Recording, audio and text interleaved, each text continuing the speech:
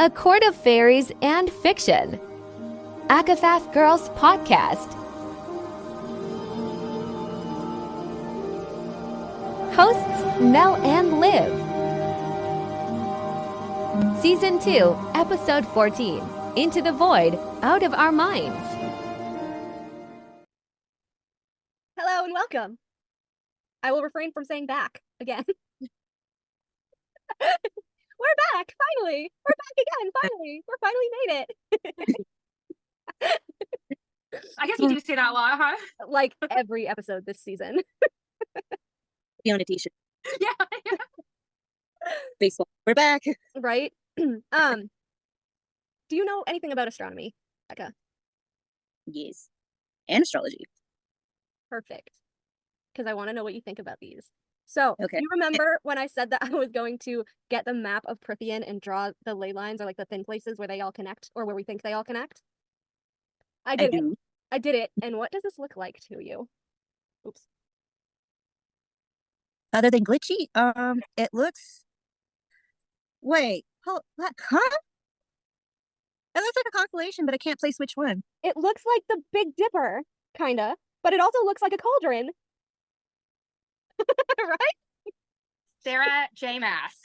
What the? I was like, that looks like a bathtub, aka the cauldron, which is they call it the big bathtub. Yeah. Oh god, Poland Banana books.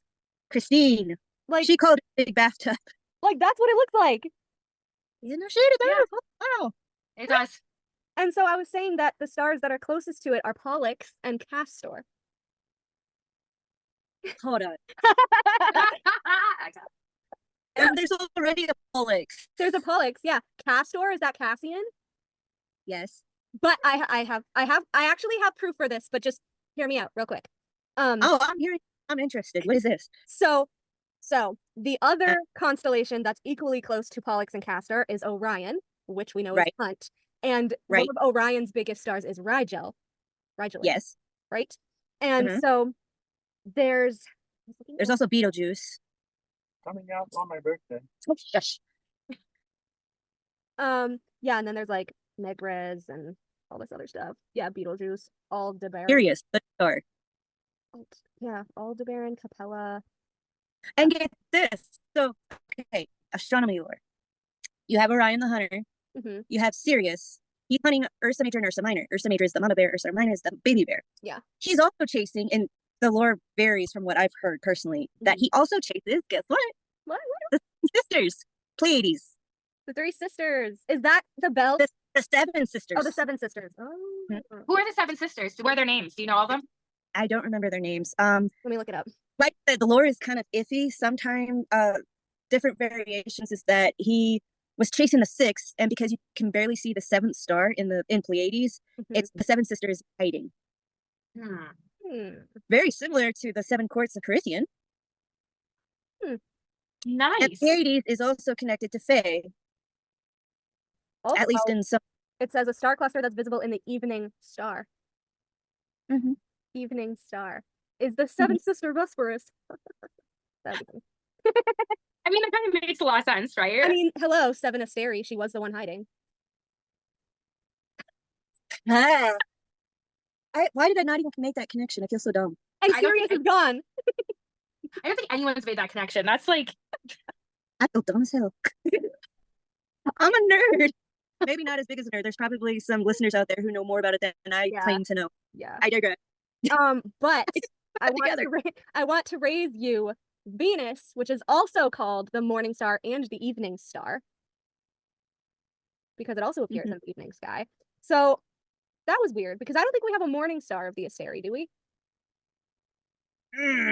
I don't remember actually, at the top of my head. So I don't know if it's a Sandman thing, like of the dreaming, if you guys know that series with Neil Gaiman. Lucifer is also known as Morning Star. I know. That was my next point, bitch. Oh. Yeah, really? Yes. This ties in, okay? Listen, okay? Now, the official symbol of Venus, other than like the female symbol, is the 8-pointed star. So Nessa is made to look like Lucifer, even though she's the morning star or evening star, depending on how you look at it. Yeah. So, That's funny. but if Venus is the morning star and the evening star, is that two sides of the Asteri magic, which would be the dark powers of the Asteri and the light powers of the starborn? Because remember how I said that it seemed like the starborn branched off from the Asteri, because then Erd could turn their magic against them. That's why, like, they're made of light, but light can destroy them as well. Dusk and dawn, things that are made can be unmade. Made and unmade. Yep. And then so which I told you I was gonna go to, but I screenshotted.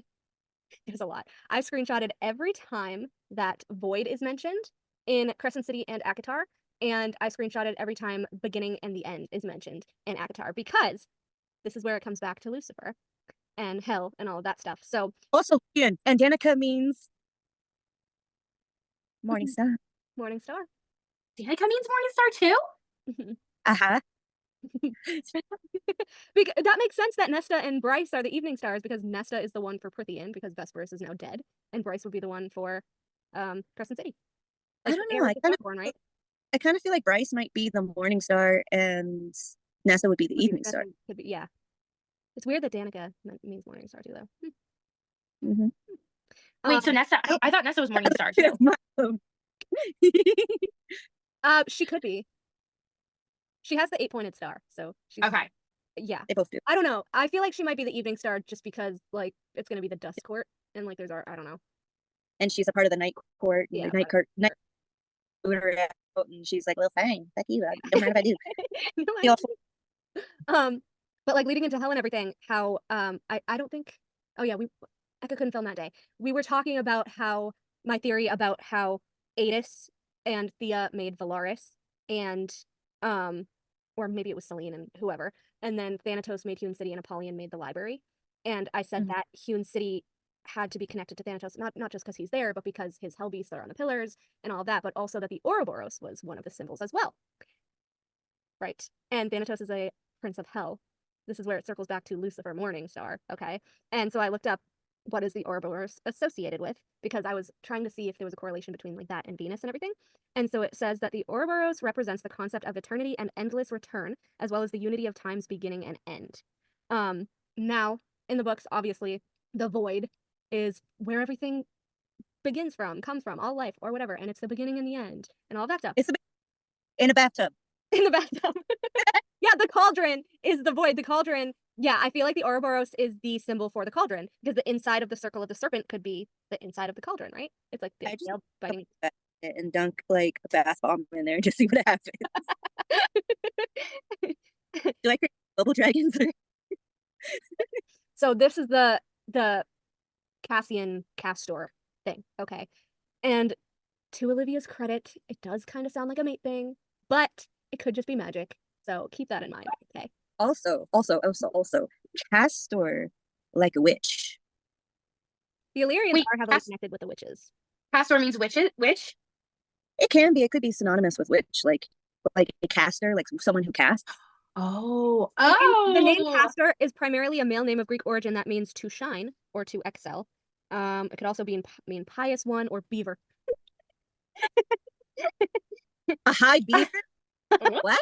No, I said it could also be pious one or beaver. A mighty beaver. Of course that would be on there. Of course. But to shine, star makes sense. Or highest one too. That could be like Cassian being the highest, like Illyrian. In Greek mythology, Castor is the twin brother of Pollux. What? Actually, if we're going with the light and dark theme, and the Illyrians are the demon fuck-ups of the angels, that could be interesting. Because Pollux was a bright white angel and he was super evil, and Cassian is like the demon, but he's nice. Oh, that was a nice little... What if it's Azrael? I feel like Azrael's still like I feel like his powers are still like something to do with death because of his connection to Nesta, but... Yeah. But anyways, so this was when Nesta's having her dream in Akasif. And I always point out parts of this scene, but I like never, I don't know. Maybe I just don't like that scene, so I just tried to ignore it. Huge chunk of it. So there's a part of Cassian that kind of makes him a part of this, and then there's like Reese, who's obviously tied into all of this. So it says, the dream had been real and not real, and there had been no end to it, no escape. Nesta was in the fucking void during that nightmare.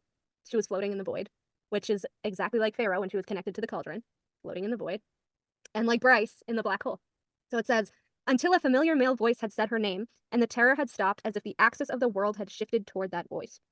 That voice which became a doorway full of light and strength. Oh, I love him.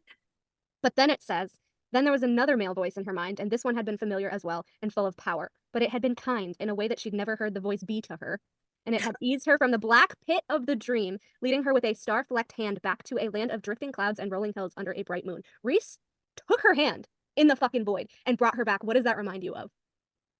Amryn. Cormac! And Cormac. Cormac. No, but it was Rhys. It says it was Rhys after. I was pissed. I know. I thought it was, yeah. He wasn't nice to her.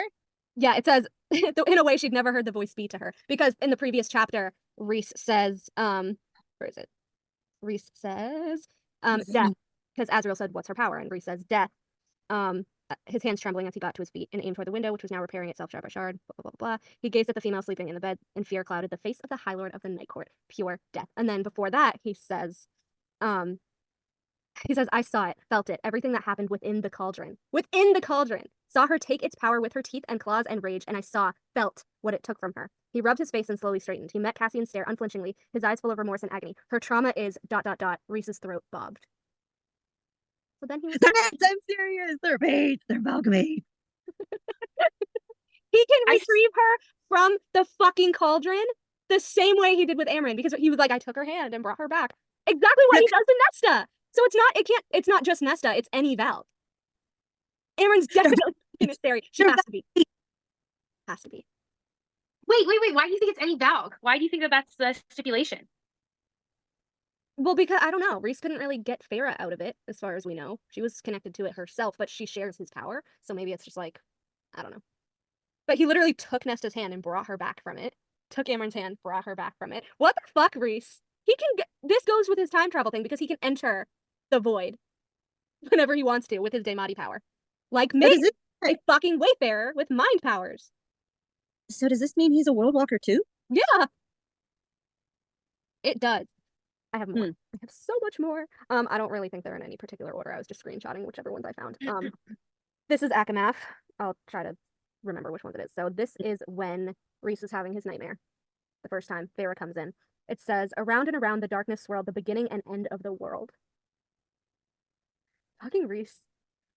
So he dreamt of the Ouroboros? Well, he was having his nightmare, and then it says his power was swirling around the room. His magic. He became the Ouroboros? He can open up the portal to the void or the cauldron. Around and so around. why didn't Hope go after Rhys? Huh? How come Hybern didn't go after Rhys? Like, I would have thought he did. He did. Remember, he tried to he put like a spell or something on Rhys because he wanted to lure him to that boat. Remember, he took his power. Yeah. I feel like we all skip over that part just because we're like, I don't. I love it. I love it. The hologram of Hybern, which again, fucking holograms, people. Hologram in the Valg. Hybern was a hologram on the boat because Rhys, with the scraps of his power like he had under the mountain, tried to spear toward Hybern's mind, and it went right through him. And he was like, "You're not actually here." And Hybern's like, "Do you think I'm that fucking stupid?" Because Rhys is like, "Oh, I followed that damper on my power right to him." Yeah, because you're an idiot. Because you're an idiot. And then what is this? Okay, this is when they are remaking the cauldron, I think. And it says it was a hole, airless, no life could exist here, no light. It was what had existed at the beginning before all things had exploded from it. It did not belong here. Maybe one day when the earth had grown old and died, when the stars had vanished too, maybe then we would return to this place. Not today, not now. I was both form and nothing, and behind me Rhys's power was a tether, an unending lightning strike that surged from me into this place to be shaped as I willed it, made and unmade. Bryson Hunt. From a distant corner of my memory, this is what I love. From the distant corner of my memory, my human mind, I remembered a mural I had seen at the spring court, tucked away in a dusty, unused library. It told the story of Prythian. It told the story of a cauldron, this cauldron, and when it was held by female hands, all life flowed from it. I reached mine out, Rhys's power rippling through me, united, joined as one, ask and answer. I was not afraid, not with him there. I cupped my hands as if the cracked thirds of the cauldron could fit into them, the entire universe into the palm of my hand. I began to speak the last spell Amryn had found us, speak and think and feel it, word and breath and blood. Rhys's power flowed through me, out of me, and the cauldron appeared. That sounds like witchy shit. No, Farah's sounding like the mother, and I hate it so much. She does sound like the mother there. It does sound like the mother, but here's the thing. Because the Like- mother like held the cauldron, poured all life or whatever. She used basically the mother's powers to restore the cauldron. I'm so upset. Technically, she became possessed by the mother. Perhaps. I could see that. I could see that. And I find it funny that Reese's power was a lightning strike through her. I noted that when you said that too. I was like, lightning. Mhm. Nice. Because Tamlin had two. Yeah, they both had like cracks of thunder or something. Yeah, thunder and lightning. Like a Hyward thing, or That's why we had this discussion a while ago. Because we were trying to figure out. We were like, this is when we thought Nesta was Lady Thur, and she really wasn't. Well, she still could be. We don't She know. could be. And then we have one of my favorite annoying scenes when Rhys shows Feyre how to Daemati for the first time, and everyone's like, "Did he let her out of his mind? Did he not?" Oh yeah. We can't figure it out. So, but says. Immediately I was in that antechamber of his mind, a pocket of memory he carved for me. Darkness flowed through me, soft and seductive, echoing up from an abyss of power so great it had no end and no beginning. He is fucking connected to the cauldron because so is he a guy? well, because Thea and That's Theon, what I can- I don't know, but because Thea and Theon are the ones who tainted it with a Sari. So his bloodline is connected to it. That's why he's also keyed to the prison. Right, and so is Az. And so is more. Yeah. And then, of course, this was the first time they have sex. Our sense merged, and I was his and he was mine, and we were the beginning and the middle and the end. We were a song that had been sung from the very first ember of light in the world. Weird. Pretty tantric. Yeah. I took his paint-smeared face between my own colorful hands and made him look at me. His eyes were radiant like the stars I'd painted once long ago. That mating bond shined clear and luminous between us. Bond singular. Thank you very much. No threads to be seen. Oh my god. Um, I swear to God, if Sarah doesn't touch on this, I'm gonna be like, you made a big deal about the number of fucking threads, okay? she did. She was like, multiple threads. I was like, wait a minute. Wait a damn minute. I still think it's a spell. Even that nightmare made it seem like some sort of magical spell from Rhys, didn't it? Or am I just saying that because I don't like them? Because Rhys was there with him. He could have definitely been manipulating it. Oh, take Or me maybe on Has Nessa. some Why powers. did he let her just like die there? Like he hates her. That's what I don't understand. Oh, Like because he hates, Cassian was there and he needs him to be loyal and he needs him to believe that he's a good guy. and he needs to keep his mate happy if he knows what's good for him. Literally. That makes sense. And then this was when she was with the book. I was the book and the cauldron and sound and silence. I was a living river through which one flowed into the other, eddying and ebbing over and over, a tide with no end or no beginning. The spell, the words. I looked at the paper in my hand, but my eyes did not see, my lips did not move. I was not a tool, not a pawn. I would not be a conduit, not be the lackey of these things. I'd memorized the spell. I would say it, breathe it, think it. From the pit of my memory, the first word formed. I slogged toward it, reaching for that one word that would be a tether back into myself, into who I was. Strong hands tugged me back, wrenching me away. Murky light and moldy stone poured into me, the room spinning as I gasped down breath, finding Azriel shaking me. Eyes so wide I could see the white around them. What had happened? What? Steps sounded above. Azriel instantly shoved me behind him, bloodied blade lifting. The movement cleared my head enough to feel something wet and warm trickle down my lip and chin. Blood. My nose had been bleeding. And then, of course, like, all the other shit happened, but Azzy! It was Azzy that time! That's when Jurian entered the room. Fucking Jurian. Fuck that guy. Fucking Jurian. The cauldron. Yeah, this was like the cauldron scene. Jarian, look at her ring. You guys, look at that ring. How cool is that? I was so mad at him when he shot Az. I was so mad. For real. And he was like, I'm sorry, but you know, I had to keep up appearances. Like, you could have killed him. It was bloodbane. So Rhys, Eris, Jurian. Who else was keeping up appearances? I feel like we need to make a tally and make it a drinking game. Lady Autumn. Tamlin. Lady- I don't know. Tamlin. Yeah. And Lucien. Also, Lucien. this one is actually book 1. Feyre, if we're going to be honest. Feyre. Fucking Feyre. Fucking Feyre. Anyways. Fucking Feyre. Yeah. That's really weird. Book 1, when Feyre finally solves the riddle. It says she could torture me all she liked, but it would never destroy what I felt for him. It would never make Tamlin want her, never ease the sting of his rejection. The world became dark at the borders of my vision, taking the edge off the pain. And then she's talking about the sisters, blah, blah, blah, blah. And Amaranth is like, say it, you vile beast. Say that you have a annoying heart, whatever. And then she was like beating on her. She says, love. It says, I breathed the world crumbling into a blackness with no end. Was that Reese already like fucking tugging at her? I don't know. You mean like trying to ease her pain a little bit? Maybe. Because, yeah, world crumbled into a blackness with no end. The answer to the riddle is love. Tamlin's eyes went wide before something forever cracked in my spine. Oh, when I first read that part, I was like bawling my eyes out. Like, no. I know, poor Tamlin. Really funny though, nothing that Amarantha could do would break that love. She had her Tamlin. But you cannot tell me that Amarantha wasn't a fucking Asteri. Like the tactics, the vileness, the torture. It's like the same. I really hope that she goes into like why Amarantha felt the way that she did. I pray to God she revisits that because like we just need to know because everyone's like they're mates. They are not mates. They're not mates. Like first and foremost, Amarantha would have fucking held that over Feyre's head. Let's be real. Yeah. She would have been like, he's my mate, not yours, and you know, please. She was a cocky bitch. This one is I forget. Oh, this is when they're in Hewn City. They go to Hewn City. It says, Rhysand appeared. He had released the damper on his power, on who he was. His power filled the throne room, the castle, the mountain, the world. It had no end and no beginning. No wings, no weapons, no sign of the warrior, nothing but the elegant, cruel High Lord the world believed him to be.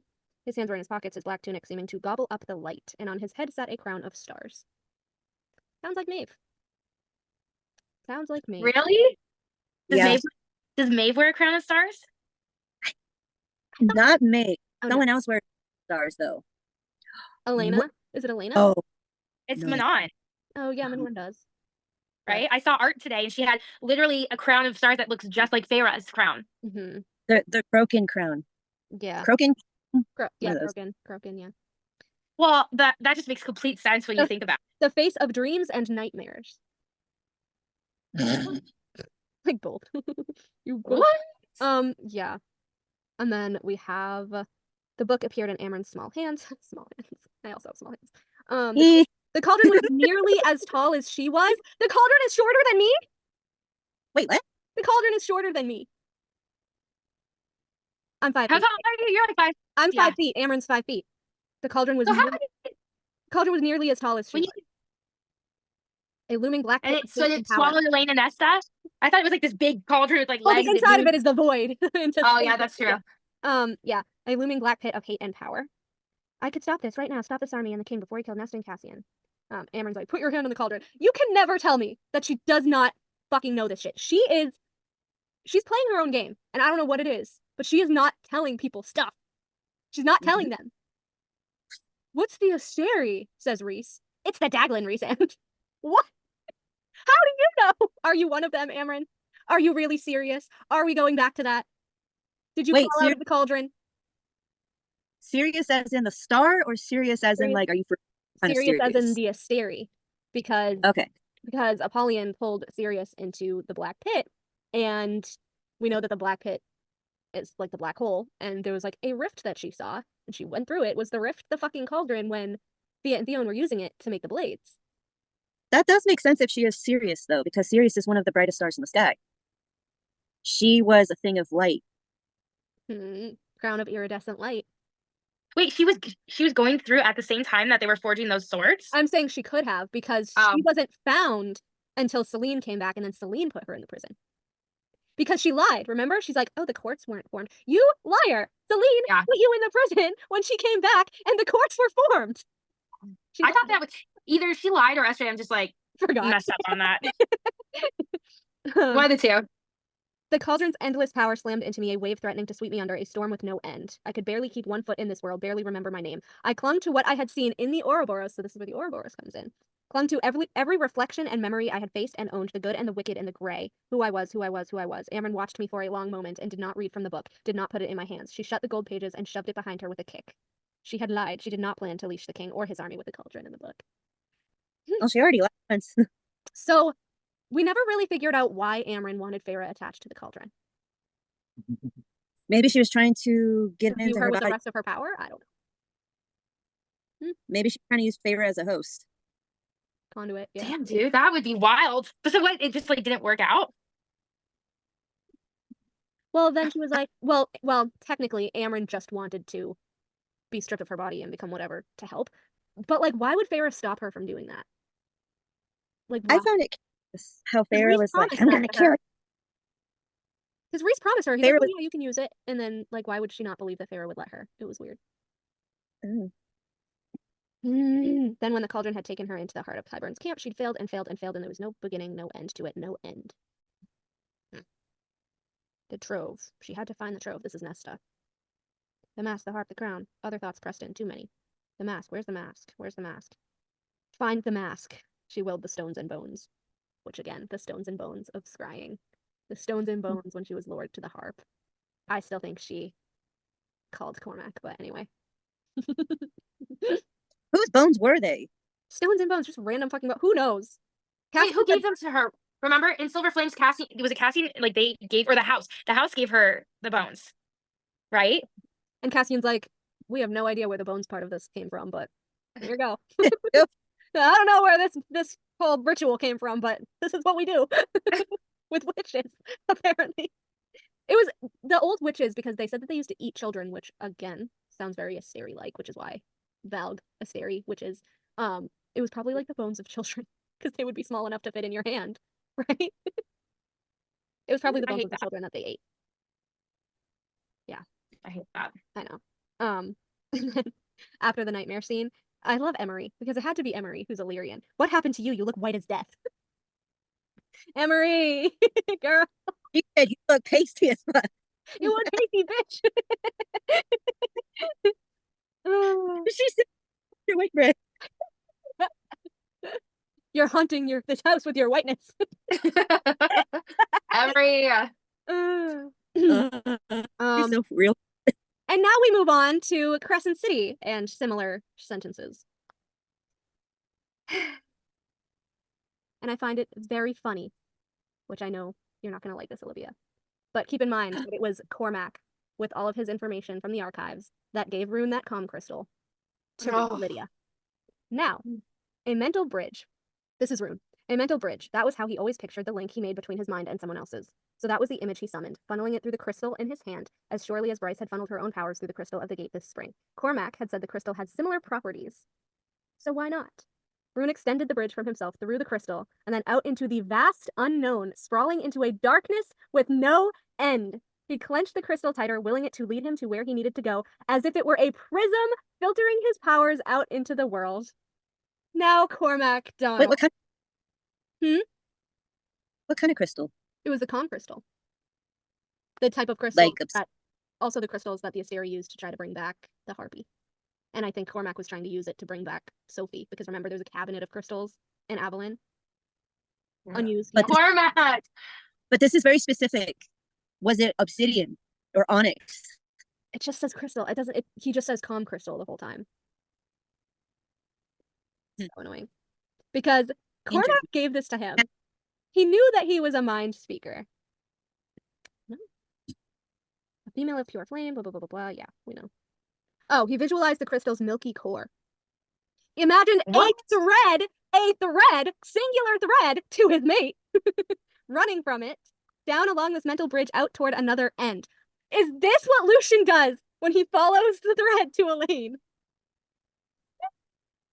What did she appear as? What did she appear as? Because he was blushing as shit. What would Elaine appear as? Like Mother Nature? Like a goddess? Like, is that why he was blushing? A deer? Or fawn? I mean, Lydia is also a deer, so I don't know, but Yeah, that's why I'm like, interesting. one thread, Olivia.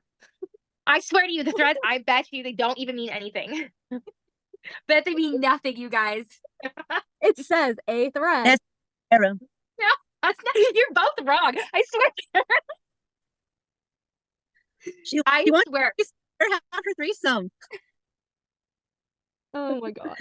Oh my Also, okay, so this is weird because I feel like both the Asteri and the gods and hell all come from the void, but they're like two different sectors of it. So this is when Hunt is called by Apollyon, and I fucking love this scene, but this is when Hunt is called by Apollyon. It says Hunt sat in a simple folding chair at the bottom of an abyss. I love how Apollyon's just like, you get a folding chair.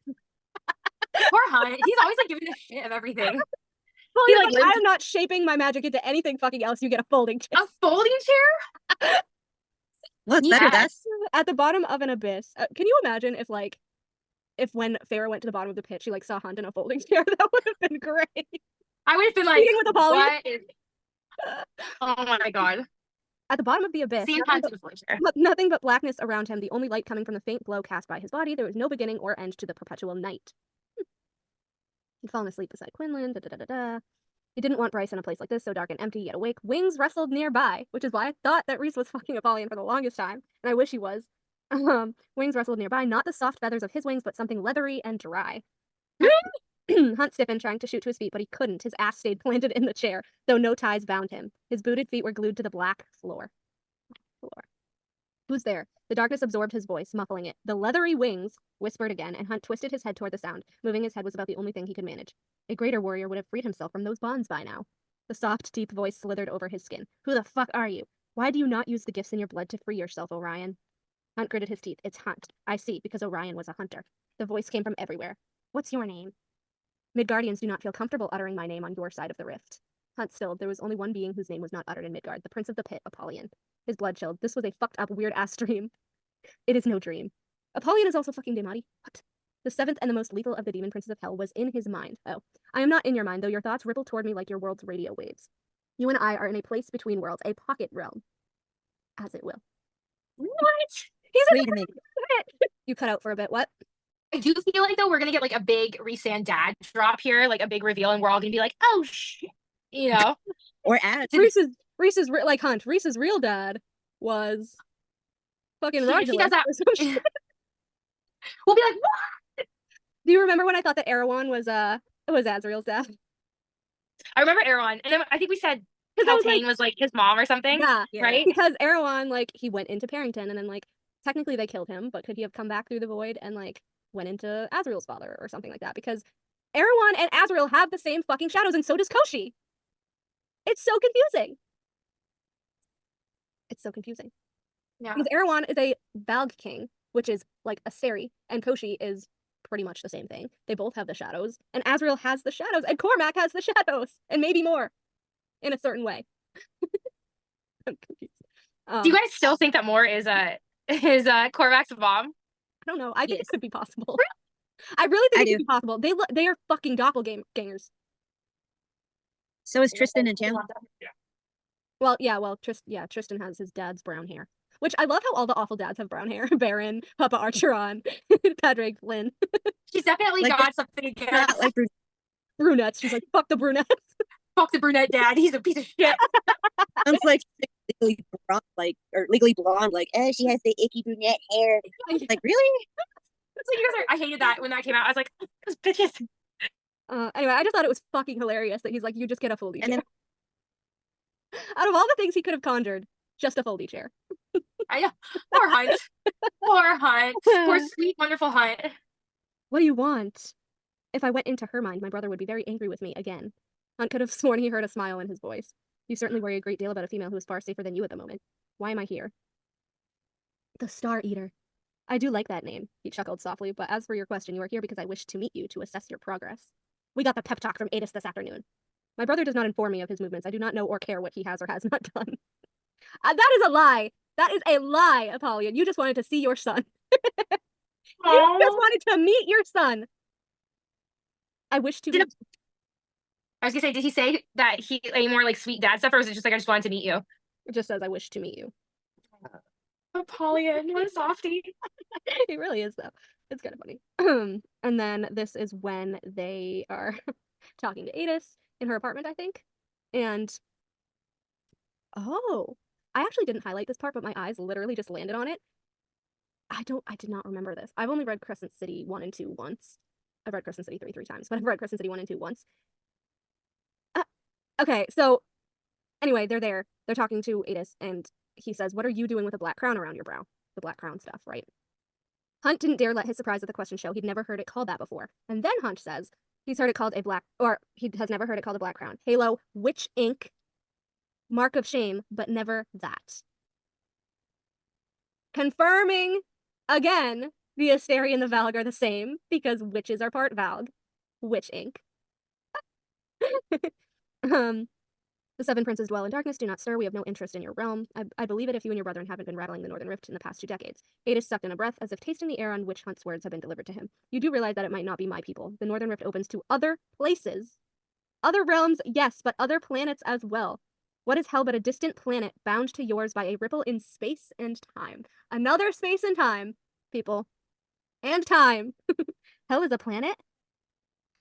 Adis shrugged with one shoulder. It is as real a place as Midgard, though most of us would have you believe it wasn't. Your kind, fallen, were made in Midgard by the Aseri, but the Fae, the Shifters, and many others came from their own worlds. The universe is massive. Some believe it has no end, or that our universe might be one in a multitude as bountiful as the stars in the sky or the sand on a beach. Yay. Yeah, I was gonna say she set it up perfectly for a multiverse. Let's be real. It never happened. I got so mad. I was literally fighting with someone when they were like, there's no time travel. Stop saying there's time travel. Stop saying that they're on different timelines. I'm like, it literally says like 5 fucking times space and time. Can you not read? Space and time. It does, but it's not like specified. It could be on the same timeline, potentially. No, because the Tog crossover was 15,000 years ago. But remember, crossing, was 15,000 years ago. There's no motherfucking way that Aelin would have let her grandchildren or great-grandchildren fucking trust Rigelus, another Valg king, or whatever you want to call them. You can't tell me that those Valg kings in Tog did not immediately, which we saw with the witches, go out and fucking breed with all different species and shit. I think the Asteri are the children of those original Valg. Because, well, here's they burn up the witch, the yellow legs babies or whatever, but still. Here's the thing, though. Time is very conditional when it comes to gravity. So if they all come from different planets, we don't know how far apart they are. That's what I'm saying. And I'm just thinking astrophysics, like if they're from different planets, but maybe not within the same system, like how many years have they got there? So time is relative. Well, that's why I also said that Bryce going through a gate and then maybe Cormac going through a rift, there was a difference in the timing of how she got there versus how he got there. Which is why I think Cormac there was like a time ripple or whatever, and that's why he was in Akaphas. So like a vortex or a wormhole. Pretty much, because he had the word marks, but he wasn't thrown through an official gate. It was more like the void. He was just tossed through the void. And I think whatever Nesta fucking did with the harp, because do you remember the scene where she's getting the harp and it says she accidentally strummed another string and we never found out what the fuck that did? It makes me so mad. We never found out what it did, Olivia. And we know that time itself is one of the strings. That's what she used to bring Feyre back.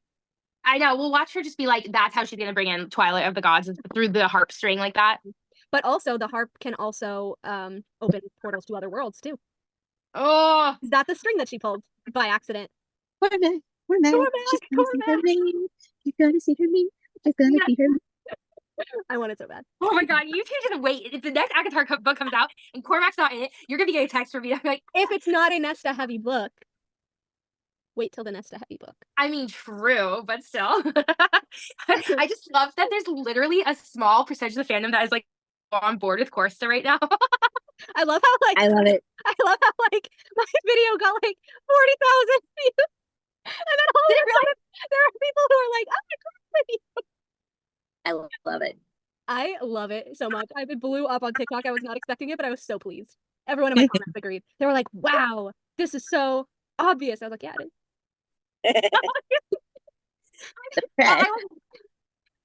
And then crack it up. Adis asked what blinds an oracle. She countered what sort of cat visits an oracle.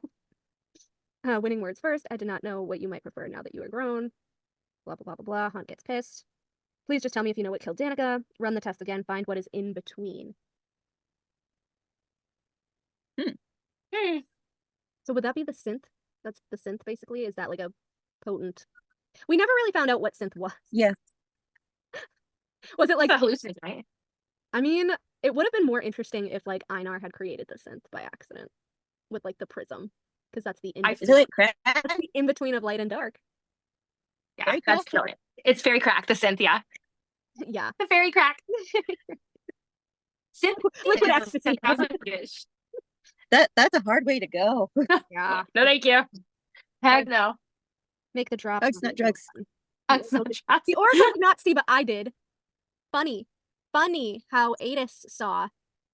And Adis shows up in a big, like, swirl of darkness, and Cormac shows up, like, in a big swirl of darkness. Yeah. Wait, that was for sure Adis in that scene and not... This is when she conjured him, yeah. Okay. When it was Regulus, he was, like, in the apartment, and yeah.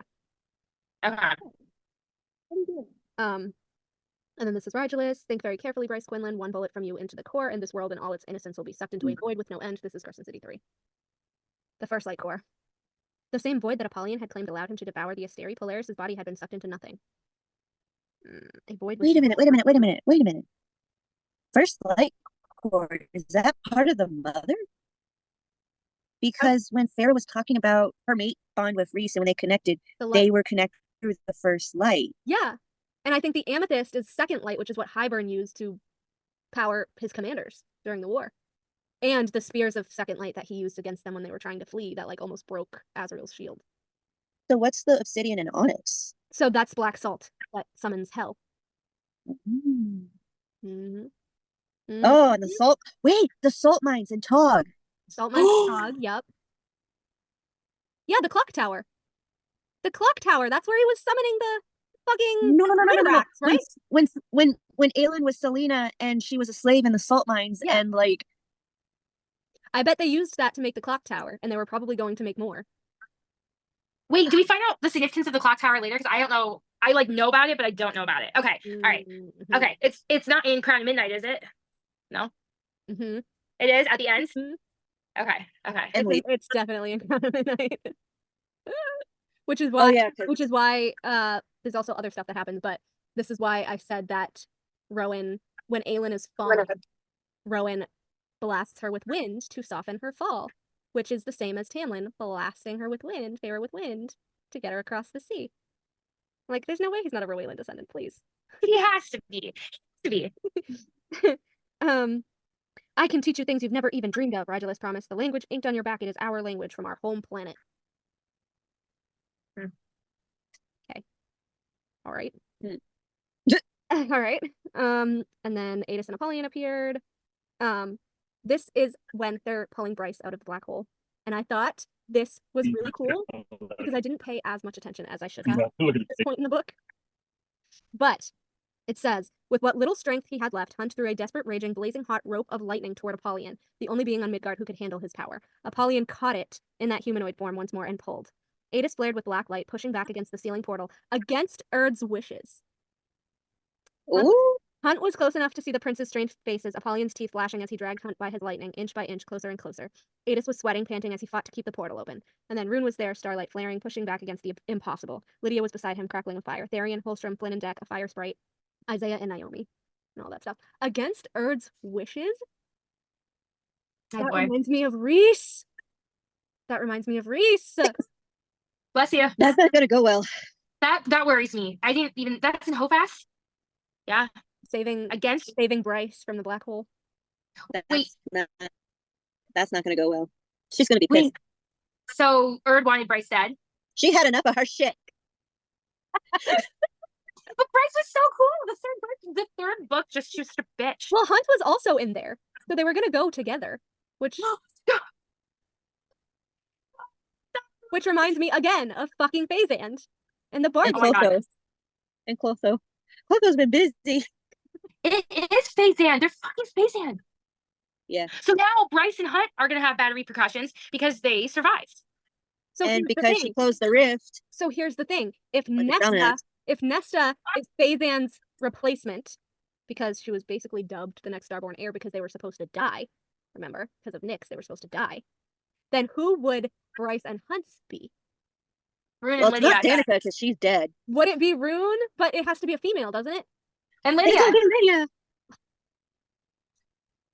She's a Rowaylan. I know. Yeah. Mala's heir.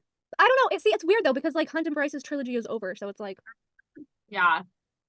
I don't know. There's a part of me that thinks it was just like SJM kind of messed up a little bit. Also, I feel like Erd is just getting tired of everybody's shit. And she's like, who's the most powerful person that I can fucking punish? Oh, Rhysand, the most powerful High Lord of the fucking High Court. So now that's why he's going insane. Oh no. This is going back a bit in Crescent City. I don't know why this was like backwards, but this was when she is under Hewn City. And by the way, the walls under Hewn City were like black. Yeah. Weird. Especially when we get a teeming mass of things crested the entrance, smaller than the beasts beneath the dungeon, but almost worse. Cruder, more leathery, like some sort of primordial bat lizard hybrid.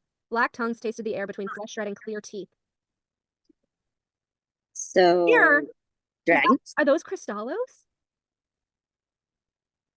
No, she would have Riterax, maybe? Oh, like the Crystallos, bred and raised for eons in darkness, a few of the creatures leapt, swooping into the void below, off on the hunt. The tunnel and bridge rumbled. Training in Fey Grace caught her, and Bryce would have wept with relief that she hadn't tumbled into that void, especially as something massive and slimy lurched from below the size of 2 city buses. It was the worm. Ew. So and it has all that worm shit on it. So considering that the ley lines / in places / whatever the fuck they want to call them, portals, are all interconnected, are like a little system. The vortices. This kind of sort of confirms that Reese gave Amarantha the worm.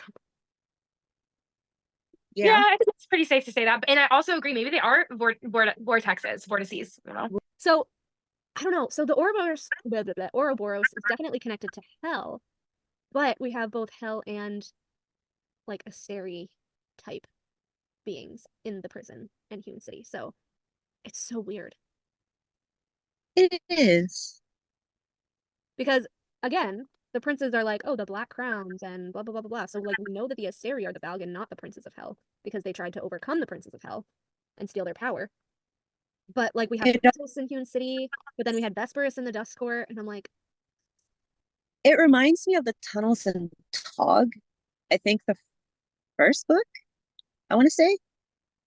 When Selena is going behind the tapestries and she meets more. Yeah, like the sarcophagus. Like, that's another thing that I was asking. Like, where is Selene and the original Night Court High Lord's sarcophagus? In the dungeon, maybe? She was there, though. It's Azrael's dungeon. I would have think that it would have been under Hewn City, right? But it has to be somewhere in Valaris. She lived in Valaris. Maybe in the Sidra. Under the water. Why not? In the summer court, somewhere in the library. Somewhere in the library. Could be in the pit. What if that's what Cassian saw? The 2 sarcophagi of fucking Selene and this other dude just in coffins. What if they weren't asleep like Vesper? What if they were just asleep like Vesperus? Okay, well, here's the thing. Selene kind of looks like Reese's sister, so that would explain if Cassian was freaking out, because he's just like, oh my god, it's Reese's sister. How do I explain this? Like, cannot compute, still processing. Well, no, because well, they were kids, so the sister wasn't alive yet. She wasn't born yet. Cassian was a kid when Reese told him to do that. But still, seeing like 2 dead bodies in coffins. You do it! I double dog dare you! Trying to scare a little kid, right? Like, they're not fully dead, but they're not fully alive. They're just there. Oh, they're just like in a coma. Yeah, imagine if that's what I would be so mad, but imagine if that's what she turns the Sleeping Beauty trope into. Just Selene waking up. I would be so mad. I'd be like, no. Make it Briar and Tamlin, please. What if she does make it Tamlin and he gets put in a sarcophagus? That's what I'm thinking. But they're not sure what's happening because the magic isn't transferring to anybody. And magic. He's gonna Tamlin's magic? Yeah, because if he dies and they think he's dead and they put him in a coffin, but the magic isn't transferring, nor is it going away, and then they're like, how is he dead but not dead? What's going on? And there's barely anyone left in the Spring Court. And Baron wants his land. Ugh. But they would be like, who did the fucking magic transfer to? But it's not actually transferring because he's not actually dead. I'd laugh if it transferred to Fair, like, fix your shit. Dude, I would be fucking pissed. Don't even say that. No, it would be poetic justice because she was the one who brought it down. She would give it to Baron. She would give it to Baron. She'd be like, deal with it. I don't want it. She would give it. I want her to fix her shit. No, because then Clean your mess. that means SJM would just give it to Elaine, and that make me equally as mad. Because no, Yeah, that would make me mad I too. do not Like, want why, it. why are you just going to give handouts to your sister? At least let her earn it first. Yeah. Gosh, she wants to earn things, but you're like coddling her. Don't you think she has trauma for being coddled? She wants to help. I was telling Olivia on the last episode that I think that all the times Nesta and Farrah were like, we're not going to allow Elaine to go to spring. Elaine's going to be like, look, he hates you, and he hates you, and he especially hates you. So I'm going to go because he doesn't know me. And I am the mate of his best friend. So I'm going to go see if I can help things for the Koshi War. Because none of y'all are going to make him better. I kind of have to wonder though, because when the night court makes bargains, they get tattoos. So what does the spring court get? It's not fast. Well, this is the funny thing, which I don't know if it's really funny, but because I think he just said it to be funny in book 1, but Tamlin's like, oh, see, here in the spring court, we have to seal the bargains with a kiss. I think I know where your mind is going, and don't do it. They're not compute. No. What if No. No. No. Absolutely not. No shenanigans. We need thrum. No shenanigans. We do not. What if they just give each other a little brotherly Stop smooch on it. the cheek? I mean, stop it. Stop. Mind in the gutter. Hey, I wasn't thinking in the gutter. I was just thinking they give a little. No, but I would love if like Elaine was there and Elaine had to make a bargain with like Lucien or something, like, promise you won't abandon me, like your sister did. And he's like, oh, in the spring court, you have to seal the bargain with a kiss. You should be like, what? What? What do you mean? I know. That would be like really cute though. Night court, we all get tattoos. What do you mean I have to seal it with a kiss? Seal it with a kiss. But do I get like lipstick printed on my face or what? You get a kiss and a flower crown. Now be quiet. On a flower crown. I know. But yeah, I actually like really want that to happen. Now I have so many ideas for Illusion Week. You have no idea. I keep coming up with things, and I have a whole note full of Illusion Week ideas. I'm so excited. July 9th, guys. I'm so excited. Wait, so you know how everyone has their own special talent? Like, we don't even get Tamlin's POV, but we at least know that his talent is music. Mm-hmm. What's Reese's talent? He has no fucking talent. His talent is being obnoxious. What's Moore's talent? Being a wineaholic bitch. Look, that's a hobby. I'm not talking about hobby. I'm talking about talent. That's a hobby. Her talent is Erin cares little children. Her talent is being the master of truth and yet still being the biggest pathological liar in Prithian. Do you know, she calls her gift of truth a gift, but also a curse. Like, I guess, but you're not the one who's being forced to tell the truth, clearly. So how is it your curse? It's everyone else's around you. That's why I'm so curious about her. Like, yeah, I'm pissed at her, but I am so curious. I want to know like how her power works. I want to see her POV. Like, I'm so super curious about her. Even though I don't like her right now, I'm still pissed at her for how she treated me. That could ever redeem her in my eyes is either 1, she goes on a huge ass apology tour, which she owes everybody, and 2, if she's Cormac's mom. Because you birthed this incredible person that I love. Also, I am very sad that there is no Cormac Donnell merch, so it is my personal mission to make Cormac merch. Nice. I probably won't use his opening statement, though. I keep thinking of that Tamlin quote when he tells Feyre to never apologize what brings her joy. Don't feel bad for one moment if that brings you joy. I have it framed right here. I love that quote. It's my favorite quote. It's my favorite. That's my favorite quote too. It's just I literally framed it. But I was mad because I bought it from Etsy and it came with like a sheet of Akamath behind it and the 3 stars. Right. I was like, what the fuck? This is a Tamlin quote. So I covered all the stars with rose stickers. Nice. I don't know. I just really, really, really want her to do a Tamlin book. So I do too. I feel like we still don't know that much about him, and we only know about him through a very narrowed lens. Mm-hmm. I mean, it's kind of like there were a lot of people who didn't like Reese, and then when other people were like, oh, just wait, they either waited and still didn't like him, or through power of suggestion could see why people liked him. And then There's like two there people. There's was the people other that people there's who people that knew he wasn't endgame and hated him from book one because they were told to hate him from book one. There's people that went in with absolutely no idea, loved him book one, hated him in book two, before they realized it was popular because they have no reading comprehension and cannot read the scenes in detail. And then there are the people that and then continued to hate him throughout the series. And then there's the people that loved him in book one, hated him in book two, and then could kind of see where he was coming from in book three, and now kind of want to hear right. him. It's so complicated. And then, of course, I kind of that are like, well, he got the sisters thrown in the cauldron, and he worked with Hybern. And I'm like, did you actually read the motherfucking book? yeah. Or did you just jump on the bandwagon? It's You just just, like oh yeah, I've read it 5 times. Well, if you've read it 5 times and you cannot process in your brain what the scene actually says, I don't know how to help you. You just can't read. You're as illiterate as your bestie Feyre. Feyre the Cruel, because both Tamlin and Rhys call her cruel, which was such a weird parallel. Yeah. Cruel, wicked thing. Cruel human, cruel mate. Like, how? So she's just cruel? Knows. I love that Feyre knows after the Ouroboros that she's like part wicked. She calls herself wicked. Well, self-awareness is the first step. And then she's like, well, maybe I shouldn't have gone to those lengths in spring, but not enough to feel bad for it yet, or perhaps ever. Fuck you. To the highest level. So what did she like scream and feel horrible for?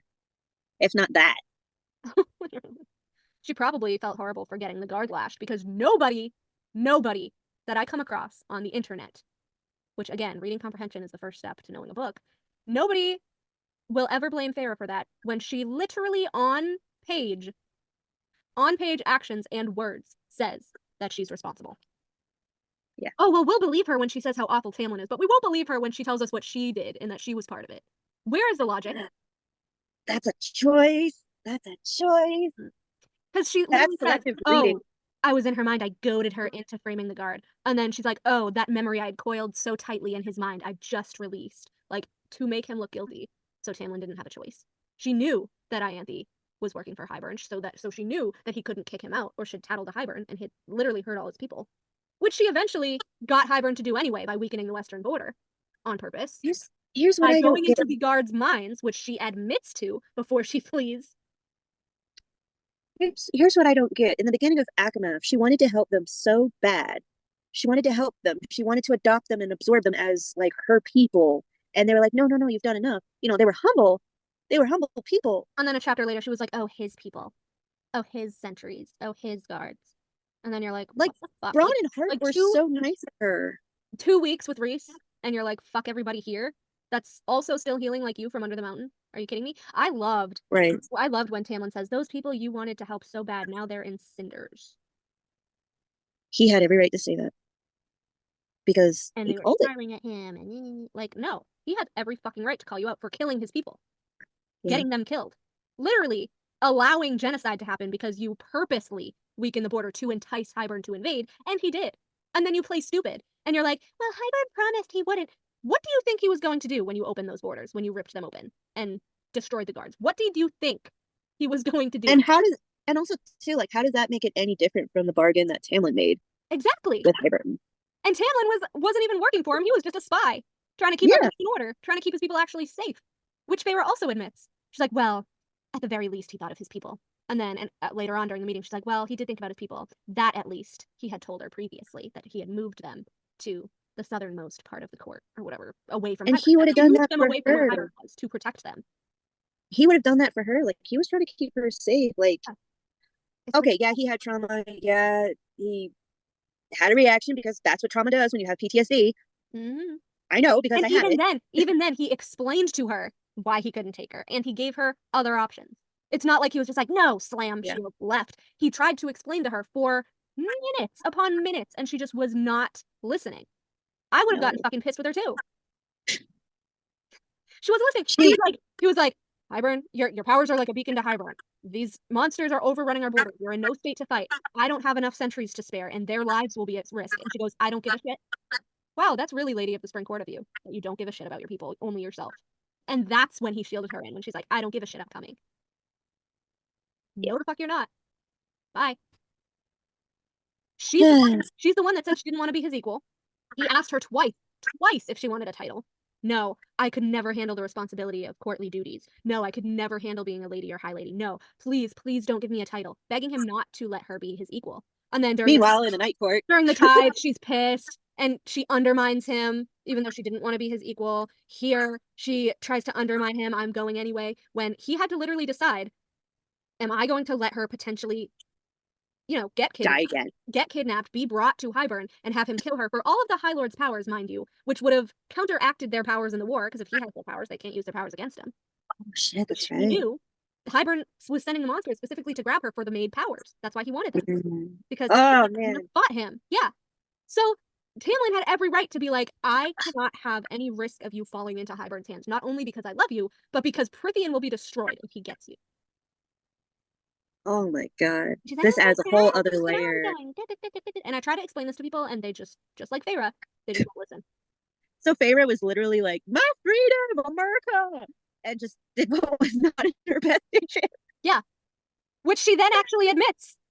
Because remember, Wow. when Rhys is like, oh, I'm gonna go on an errand, and lets the fucking adder attack her with no training. He was like, I knew you'd figure it out. She was like, what the fuck? She was like slamming on his chest, like she was pissed. And she was like, so Tamlin was right about my safety. Oh, no shit. I'm sorry. Yeah. Who's the guy that was forced to go to meetings with this motherfucker as a child? Tamlin knows Highburn the best out of everybody from childhood. There is a reason he was telling you what he was telling you. And meanwhile, when she and Amryn came out of the water with the Book of Breathings, and Rhys didn't even ask if any of them were okay, and Feyre caught it, and she's like, what the fuck? Like, he didn't even act like we were in danger, and like, he didn't see if we were okay. And she was really annoyed by it. So, you're annoyed when people don't ask and don't act, and you're annoyed when people do ask and do act. What do you want, bitch? Like, what do you want? And then, which was weird. So, do you think that the chamber where the book was kept was black salt? Because that is where it started to fill up with water, and that is when Rhys said that he couldn't sense them. What if there's another tunnel? That could be. There might be one in like Fort, who knows? But yeah. Well, I don't know, because they said there was literally no way out. They couldn't find any way out. Like the doors slammed down and they were like drowning. And Rhys is like, well, I couldn't sense you. Like, I didn't know you were in trouble. Yeah, because you're Valg. It's because you're Valg. And the black salt kept you out. Hell is your enemy. I remember though, like, Feyre was pissed. As she should have been. Yeah. Feyre was pissed that entire book at just everyone and everything. She was pissed at Lucien when he came for her because, apparently they're supposed to believe that she can suddenly write perfectly legibly without Rhys going into her mind. He just does not think things through. When you spend so long in darkness, Lucien, the darkness begins to stare back. As if this guy, who watched his lover get beheaded, ran for his life, was hunted by his brothers, and then had his fucking eyeball gouged out, has not lived in darkness, Feyre. I was so mad at her. I'm like, this is the guy you want to use that line on? The most depressed person in Prythian? She's a pick-me. And she's like, endless guilt and sadness. The most depressed person in Prythian. And you're gonna say the darkness begins to stare back as if he doesn't know that? She was gaslighting him. Strangle her. I wanted to strangle her. You have no idea. I wish she stayed dead. I'm not sorry. I wish her and Rhys stayed dead. Fucking free this little child, please. Please, please, somebody save Nyx from these people. Please save Nyx, please. The aunties might save him. That's true. I had like, oh god. We were talking about obviously Feyre and Tamlin and all of that. We were ranting. Ranting about all that going down. But I said when Amryn and Feyre were trying to get the half of the book in breathings from Summer and they were drowning, right? I said, what if the chamber was made of black salt? That's why Rhys couldn't sense them. Because he's Valg. Oh my god. And that's why he sent Feyre in. Because he so, yeah. Holy crap. The black That's insane. It makes total sense to me. Complete and total sense. Which is why I think it would be funny if that's why the Asteres medium or whatever is like black onyx stone or whatever, because there's black salt for hell and black obsidian. That's what it is. Black obsidian for Valg. And it's funny because when Feyre is in Rhys's mind, and when Rhys is in Feyre's mind, their mental shields are black adamant. Yeah. So, okay. Iconic. I was gonna say, is black adamant though the same as the black salt? No. Black No. salt is to summon hell. Black obsidian is what the Asteri used to block out hell from the Northern Rift. So obsidian is the Asteri's medium, and black salt is the hell's medium. Oh my god. That's super confusing. It's like, why did you make them both black? I mean, black crowns. Wait a minute. Remember what Elaine says to Lucien? I can hear your heartbeat through the stone. Yeah. What if it's the crystal?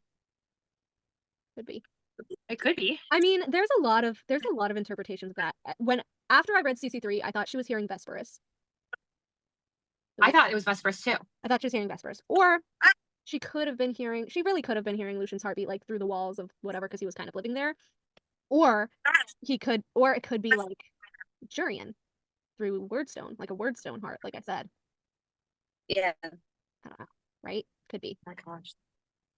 So there's like a lot of people it could be. And I know everyone's like, oh, well, it's Tamlin and his stone heart. Like, no. First of all, they all had stone hearts. His heart became regular after Yes, that. it did. Yes. And they all had stone hearts. It was all the High Lords. Yeah. Like, people, again, reading comprehension. Shocking. But, you know. Anyway, I know we had that little branch off of what we were doing, but the void stuff, and circling back to the void and the Ouroboros and all that stuff. Morven, who I said that I thought was Kyr's brother, right? Kyr, who was Mor's father, Rhys's cousin, I guess. It says, his shadows returned, darkening the air behind his antler throne until it seemed that Morven sat before a void. What? I totally missed that. Morven. Which females are forbidden in the Avalon archives and Cave of Princes. He knew the starborn heir had to be a female. That's why he kept all the females out all those years. Why? Interesting Because how in Perithian they're all in the library. Mm-hmm. interesting. Mm-hmm. I don't care. You spit on our sacred traditions. Get over it. I'll remind you, one word from me and the Asteri will have you in their grasp. You have to open the mists for them first, and it seems like you've worked really hard not to do that. I love her here. She's so sassy. This is my kingdom. I'm just looking through your archives. I'll sweeten this little deal. Here's my sire's private journal. And then I love how they're like, well, we're friends. Like, he told me that you stole my journal. Like, what the fuck? What kind of middle school teenage girl drama is this shit? They're like the mean dads of Lunathian. It's true. You can add Mordok to that list. You can add Flynn's dad. Right. All these horror. She has a thing for horrible dads. They're all awful. Yeah. Not one good dad there. Not one. No, Daddy, Uncle Kitty Cat was a great dad until he died. What?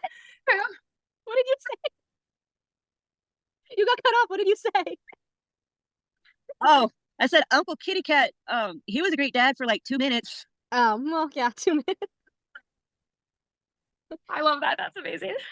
Adis. Oh well, Adis was his uncle. I'm trying to find. This will load. Hold on. I'm trying to find the full Morven scene because I love that scene so much. Like, even though I hate him, I like love him. Also, let's see. Morven's terrible. I've known him since I was a kid. He's a snake. Like Eris. Him and the murder twins. I say this a lot. I was so fucking convinced the murder twins are Azriel's brothers. So convinced. I mean, I thought so. They could have been. I don't know. Maybe not. They obey Morven unconditionally. Okay. They're not your usual goons, and Morven's not your usual asshole. Let's see. Why did the murder twins kind of sound like the Shadow Wraith twins? Kinda. Nuala and Kara. They were like really awful to everyone though. Mm-hmm. They were trying to get into Lydia's head and like creepy. They actually reminded me more of Brenna and Dagden. They kind of remind me of the demon twins from the 13. I'm not there yet. I'm working on it. Trying to get there. But like Branna and Dagden were also Daemati, and the murder twins are Daemati. It's weird. Here it is. Interesting. The male What if it's like a twin thing? there is a twin thing. It's weird. We find out that like Lauren's Reese's twin and not like his younger sister. I don't know. Well, Tamlin's name also means Yeah, twin. Tamlin's name means twin. I said, yeah, when I said how I thought Flynn's mom was a twin. Is it really? Yes, in Aramaic, I told you this. You did not tell me this. I did. We found it. It was 2 episodes ago. We said that it was Tamlin's mom. No, Sister. I said that Flynn's mom was either Tamlin's twin or Tamlin's aunt, his father's. Yeah, twin. yeah. Yeah. Tamlin's aunt is what we said. We didn't say her twin though. I said that she could be his twin because the blonde hair and the green eyes. I think I was the one who thought that like Tristan Flynn was Tamlin's something. Okay. Maybe I'm getting like confused or something. Technically, he'd be his nephew, I think. Yeah. Here it is. Morven. The male now seated before them on a throne seemingly crafted from a single set of antlers. The beast who'd grown them had to have been colossal, the likes of which didn't exist elsewhere on Midgard. Did stags that big roam around here? The thought was not comforting. Is there like gigantic stag in Tog that we're gonna see? Or like a gigantic beast with horns? Antlers? Are you gatekeeping again? Is it the Lord of the North? Yeah, but like past. He killed the Lord of the North. They killed the Lord of the North and made his throne out of him. He is known as the Stag King. What? Neither were the shadows that curled like snakes around the king, wild and twining. Hello, Ouroboros. A coiled crown of them sat atop his dark head, blacker than the pit. Yup. I'm surprised by all this doom and gloom. Cormac said it would be nicer. His dark eyes flashed. The shadow crown atop his head seemed to darken further. That name is no longer recognized or acknowledged here. Yeah, well, it is with us. Cormac gave his life to make this world a better place. Gave his life. Oh, that precious breeding stock, gone. Right? Morven Siege. God, I hate him so much, but like... That would be really sad though if they like killed the Lord of the North and just like put his antlers atop a throne. Morven, so yeah. But also the fact that Morven is more powerful than Kier, which the oldest usually is, and he has the Shadow Singer gifts, and he can open the void, and he has the snakes, the coiled snake crown, which is like the Morven does? City. Yeah, it says the shadows curled like snakes around the king, wild and twining. A coiled crown of them sat atop his dark head, blacker than the pit. I swear, that's why Kier is just like the fucking spare. They're like, I guess you can rule Hewn City because he's not here anymore. That's That interesting. why he's so grumpy. He could be his twin. Oh, that's true. That's true. Which actually would be like Hybern's ravens.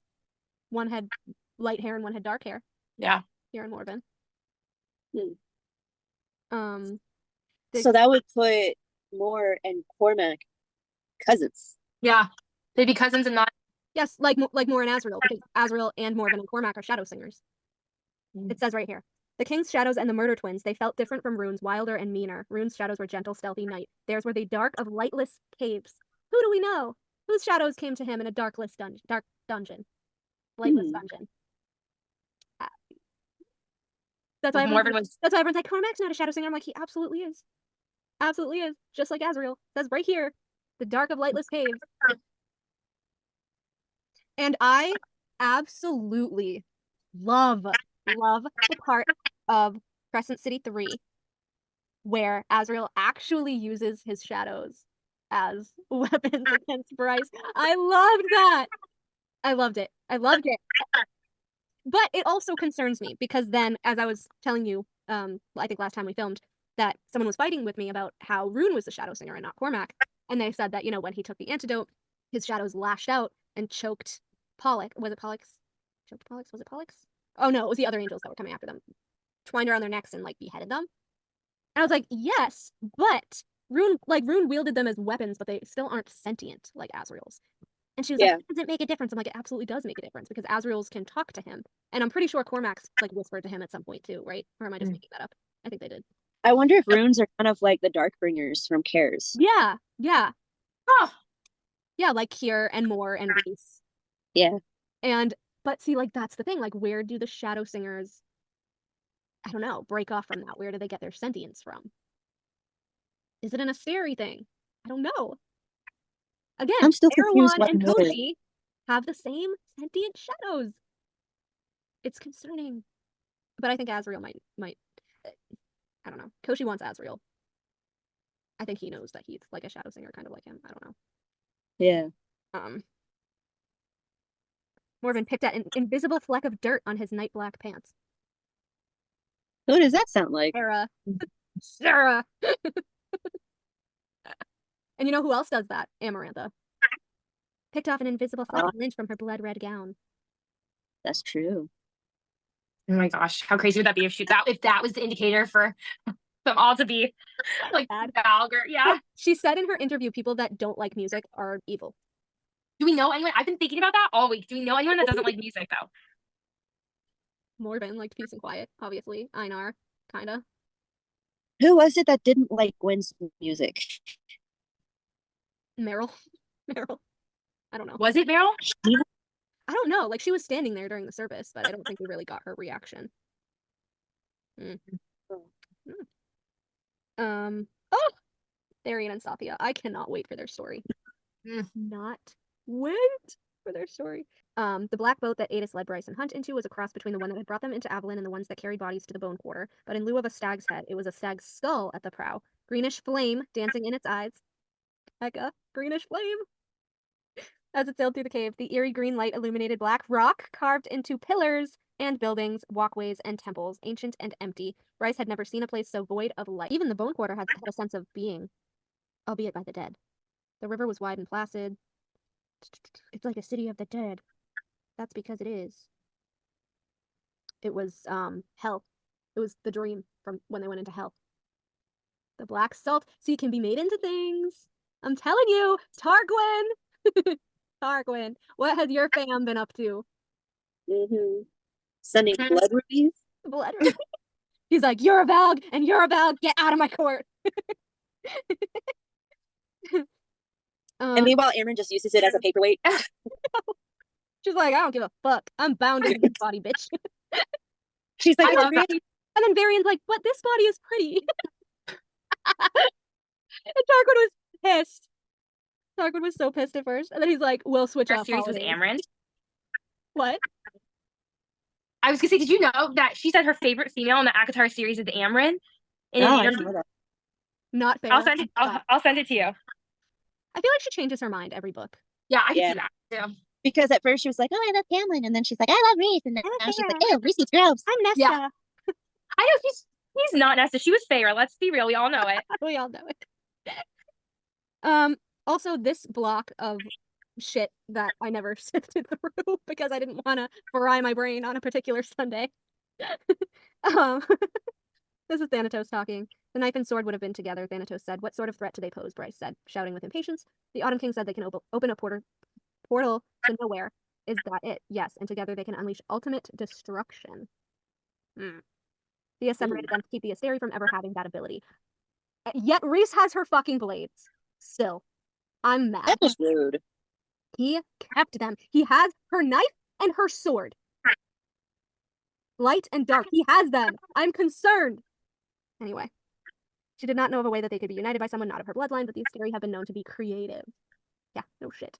How did Helena transfer the power out of the sword? She didn't have the harp, Bryce said. No, but Helena knew that Midgard possessed its own magic, a raw, weaker sort of magic that in her homeworld than that of her homeworld, but one that could be potent in high concentrations. She learned that it flowed across the world in great highways, natural conduits for magic, the ley lines. So wait a minute. Helena is Ellen of the Ways? Huh? I don't know. That's a Welsh goddess. She's the goddess of the highways, of the ley lines. Selena's the goddess of the moon. I know. Makes sense. But the thin places. So is that what Jessica was talking about when she gave her the Archesian amulet?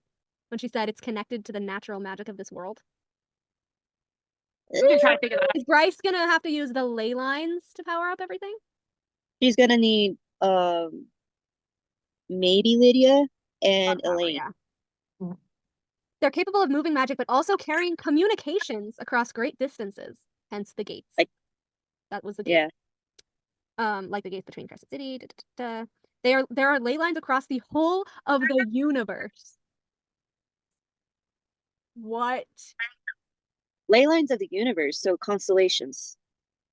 Oh, Rhys-Ann, who are you that talking makes to? sense. Who are you talking to, Rhys? The planets like Midgard, like Hell, like the homeworld of the Fae, atop those lines, are joined by time and space and the void itself. If she put the goddamn Asteri in the void and they pop out of the goddamn cauldron, what the fuck? So the fabric of space, time, and the universe. Space, time, and the void, which is the cauldron. It thins the veils separating us. That's why Nesta was floating in it, Rhys was floating in it, Bryce was floating in it. It separates the veil between worlds. Cormac's floating in it. The Asteri have long chosen worlds that are on the ley lines for that exact purpose. They made it easier to move between them to colonize those planets. There are certain places on each of these worlds where the most ley lines overlap, and thus the barrier between our worlds are at its weakest. Yes, vortices. Cormac! Did he know that one was in the glass castle? Probably. The crystal castle? I say glass castle. Dog. The crystal castle? I was like, what? But also, crystal and glass is pretty much the same thing. Everything's slotted together, thin places. Not known tightly. The Northern Rift and the Southern Rift both lie atop a tremendous knot of ley lines, and while those under Avalon are not as strong, the island is unique as a thin place thanks to the presence of black salt, which ties it to Hell. The mists are the result of the ley lines' power. So that's why Dusk was all connected to Avalon, a knot of ley line. That's why Nesta was summoned there by the songs to get the harp. I think that's where Cormac's gonna pop up. Oh my! I so think that's where Cormac's gonna pop up. I need a new book now. I need to know. Are we going to see Cormac again? Also, this is interesting. This is talking about the Fae with Earth magic, which I skipped over. They're an indication of a thin place hoping to find a ley line strong enough to help her transfer and hide Thea's power. Helena sent a fleet of Fae with Earth magic to Avalon to scour every misty place they could find on Midgard. When they told her of a place wreathed in mist so thick they could not pierce them, Helena went to investigate. The mist parted for her, as if they had been waiting. She found the small network of caves on Avalon and the black salt beneath the surface. Who has earth magic in a special cave? Tam! What is in your cave, Tamlin? Mm-hmm. Are you... Who is he summoning? Who is he summoning from hell? Tamlin? Is Tamlin the one that told Thanatos to come? I was like, earth magic in caves? What the fuck? This is why I said she's going back to book 1. So excited. She is. If she does not write Tamlin into this goddamn storyline when he is very connected to this storyline, I'm going to be so mad. Same. He's literally a part of this huge storyline. Oh yeah. She returned to the Eternal City, convinced Peleus that only such a place would be a worthy burial location for him. He was vain and arrogant enough to believe her. He sounds like Reese. They established the Fae Kingdom on Avalon, and she carved his royal tomb into the rock. She spun lies about wanting future generations to worship him, to have been born with the right blood, to have the privilege of attaining his sword, which would be buried with him. So again, where is Selene and the original High Lord of the Night Court's tombs?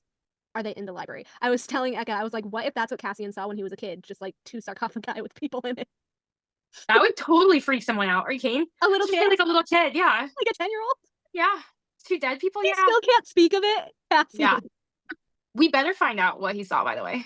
Because I wouldn't put it past, like, I mean, I know that we have ghosts of gods and stuff in Tog, right? But I wouldn't really put it past, like, Thea's ghost to be like, I'm gonna send a monster to watch over my daughter's tomb.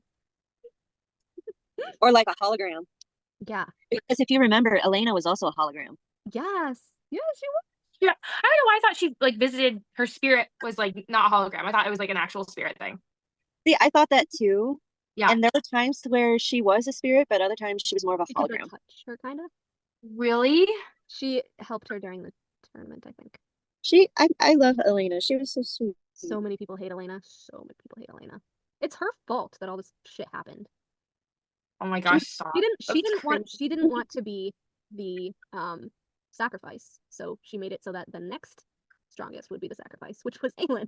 And then she tricked felt bad Aelin about it. into going toward the prophecy to kill her. She's like, I'm out. I'm having a good afterlife with my mate. The next girl can die. And then No, she's like, well, I'll help you with your prophecy, Aelin. I will help you. And she's like, die, bitch. you still haven't read the rest of the series yet, so I can't say anything. I know. Aelin's like, I still love her. Oh my gosh. I'll give you It gets anything really if you save sad. her. I'll give you anything if you save her. And then the other gods are like, fuck this shit. Kill this bitch. Kill Elena? Oh my gosh. That's why I'm Yeah, saying it gets gods are not good. They're pretty wrathful. They are Asteri. They're not good. I think, like I said, as with everything, there is somebody that's going to be the outlier, like the bone carver. Didn't want to be any part of anything. So I think Mala was just like the outlier. Like she just wanted her husband and her children. Didn't want to deal with the god shit. And then you have like Deanna, who's like Amarantha and fucking all these other people, which again, Deanna was a damn prude. she was awful though. She needed to get laid. Well, so did Amarantha. That's why she took Yeah. Reese. She was like, I'll Yep. stand for you. She still wasn't satisfied. No. She was not. Like, girl, couldn't you have used like Jurian's like femur as like a vibrator or a dildo or something? Like, be productive, woman.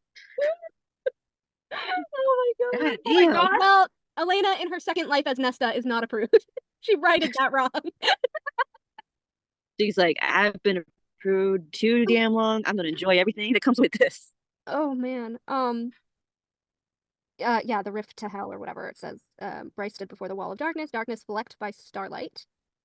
A female with golden brown hair sat in an armchair before a fireplace on the other side of it. All that darkness was the starry night beyond her windows. Messy.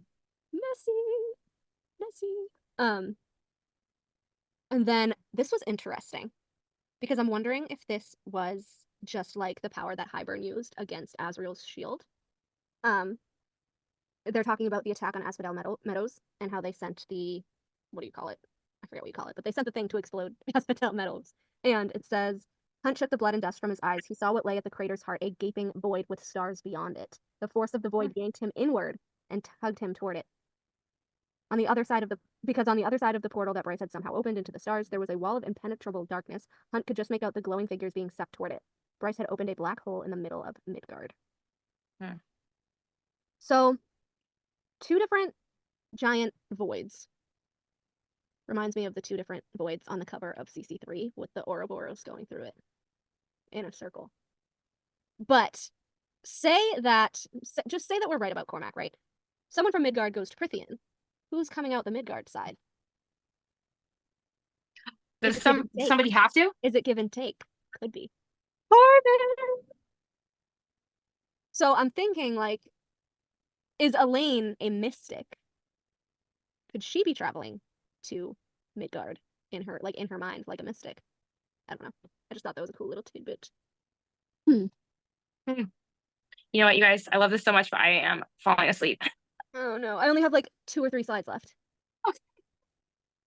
I swear. This one is about the Spring Court mural. It says that the mighty black cauldron was held by glowing, slender female hands. In the starry, endless night, those hands tipped it over. Golden, sparkling liquid pouring out over the lip. No, not sparkling, but effervescent with small symbols. Small symbols. Word marks. Thank you very much. Perhaps some ancient All right. Whatever was written there, whatever it was, the contents of the cauldron were dumped into the void below, pooling on the earth to form our world. And y'all say Cormac isn't ending up in Prithian. Oh, he's dead, Melanie. And then Pharaoh when she lost her What magic. if the star pool is part of why the wall is all effed up? I don't know. I think the starlight pool could be untainted cauldron magic, like cauldron water. Effervescent, because it was effervescent. Yeah. But who from the Spring Court bloodline was like, shit, they're gonna taint this thing. Let's get some. Let's get some for us in case we need it. Or they're just like walking it, trying to like fix the wall, and it's like, oh, maybe if we try this, it'll help. Oh shit, we splashed some shit. Yeah, then it cracked the wall. It's like shit. Amryn and her unleashed power, even that had been too great for the cauldron. How could she be too great for the cauldron? The cauldron is the void. Unless Amryn was the mother, which I highly doubt. Yeah. It was a void, but also not a void, a growth. Made and unmade. Made and unmade, yes it says. The book appears in Jessica's study. Cassian paused before a landscape painting of a towering barren mountain, void of life yet somehow thrumming with presence, snow and pines. Only a black stone jutted from its top. Again, the black stone the Asteri were trying to escape Fionn and all the armies of Prythian. They were using their black stone to jump worlds over the biggest ley lines. That's what it is. And that's why the residual magic takes the people who touch it to where they're needed most, as Gwen says. Okay, and this is when Fair is having a freak out in Akamath. When Tamlin locks her in. I was ensconced in a cocoon of darkness and fire and ice and wind, a cocoon that melted the ring off my finger, Aelin's ring, until the golden ore dripped away into the void, the emerald tumbling after it. So maybe Lucien couldn't fix it. I think he probably just got like tiny pieces of metal. That's so sad. God damn it, Farah, you ruined Aelin's ring.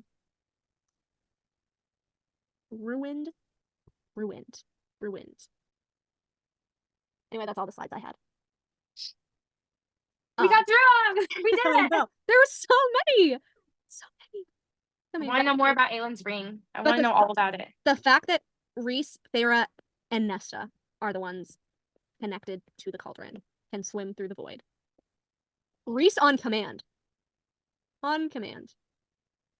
And the fact that he has Nesta's sword and knife, I am scared. I'm scared. I kind of want him to be the portrayal. I want him to go full bad. If Rhys is bad, I will like him as a character. I don't like his fake goodness. I just don't. Yeah. Please be evil. Like, please just be evil. Everything about you screams evil. Just lean into it already. I mean, hell, even Fair is evil. Even Fair is evil. Yeah, but definitely. But like the fact that like his Valg is just, I don't know, taking over. I kind of hope that's Moore's secondary mission, like I mentioned before, finding a cure for him. I actually like that storyline. I think that'd be really great. Even though there really isn't any cure aside from vanquishing you. Say it. Little baby Nyx being the High Lord of the Night Court. Kira's like, now I come second fucking rate to a baby. Because they were worried that if they died during the war, that Kira was going to be the High Lord, which she kind of would have. Because it wouldn't have chose more because of the whole female thing with fucking Thea. It would have been Kira. And now it would be Nyx. We love Nyx. More gummy bears! I want more gummy bears! More marshmallows! Can you imagine just like a 2-year-old like, I don't like you, Mist. I don't like you, Mist. Give me candy or I'll miss you. That's gonna be a fat kid. Oh my god. I love him. I love Nyx. I love Nyx. But please save him from his awful parents, because I can't. Amen to that. Amen to that. I can't. And the thing that I texted you earlier, how I said that the twin flame things with the Bat Boys and the Archeron sisters, how like it's Farah and Cassian who are super alike, and Nesta and Az are super alike, and that people think that, you know, Elaine and Rhys are gonna be the twin flames.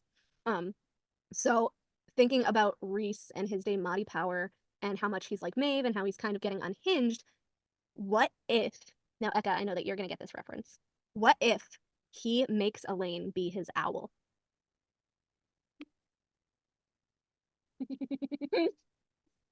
On his shoulder.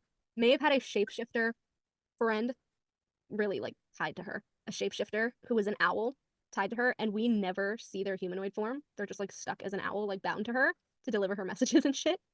And do you remember when we went over the Blood Duet theory and how I was like, what if her shapeshifter form is an owl? It would make sense. And then she would be like Rhys's owl, like Maeve's owl. And I'm actually a little bit concerned about that, especially if he's getting unhinged and evil. Because was Maeve's owl a seer or a mystic? We probably don't find out, but that would make a lot of sense going by with all the shit Maeve knew. It sounds really familiar. It would be later in the books, though. Yeah. I don't know. I was kind of, I asked people on the talk chat, I was like, do we ever see the owl's humanoid form? And they're like, no. They basically stay an owl the whole series. Yeah, they do. So I wonder if she like literally trapped them in bird form. I think she did. Or they just transformed into an owl before magic was stripped away and they just don't know how to be a person again. See, that would make sense, but I think Maeve, if I'm trying to remember, I feel like Maeve did some funny business. What else is new? So does Rhys. Yeah, well. What would Farah's reaction be though if like Rhys bound Elaine into like animal form, bird form to like be his? She'd be pissed. But she couldn't kill him to stop him because they're mates and they have and this also because jetpack. of their stupid bargain. Yeah, that's Which true. Rhys was like, "That's a great idea. I bet it is. I bet it is for you." He knows she can't do shit to him. He's getting so like I want to see all of his unhingedness. I loved that bonus chapter. Like I love to hate him for that shit. Like I was so excited that he was evil in that bonus chapter. Like evil, bad. I was obviously pissed off because like don't treat Nesta that way. What the fuck? Yeah. But also like the blind loyalty from Cassian. Like if he becomes full Valg and decides to just murder people, are you gonna also help him, Cassian? Does Cassian have a blood oath to Rhys? I wouldn't. He may as well help. He may as well help him jerk off too, because you know Farah ain't gonna deal with that shit. Yeah. Oh my god, up his ass and around the corner. She'd be like, "I'm going to the retreat. I'm going to the summer court, Tarquin." Hopefully he wouldn't take her back at this point. I hope Tarquin is over it. I hope nobody takes her. I hope that is her punishment for eternity. That Rhys gets vanquished and nobody wants Farah. What's Farah? Because yes. the fact that Tamlin has been right about, like, as much as people hate him, you can hate him, but he has been right about everything. So the fact that in the meeting when he was like, "So the masks are off now. I forget what you are," and like he's gonna do this and he's gonna do that. Like, can you imagine if he was right the whole time? That Rhys was just a fucking mastermind like Maeve. I would love that. I would eat that up. It'd be a really good plot twist for sure. People would be pissed. That's why I feel like Tamlin has some kind of a connection with truth magic and more.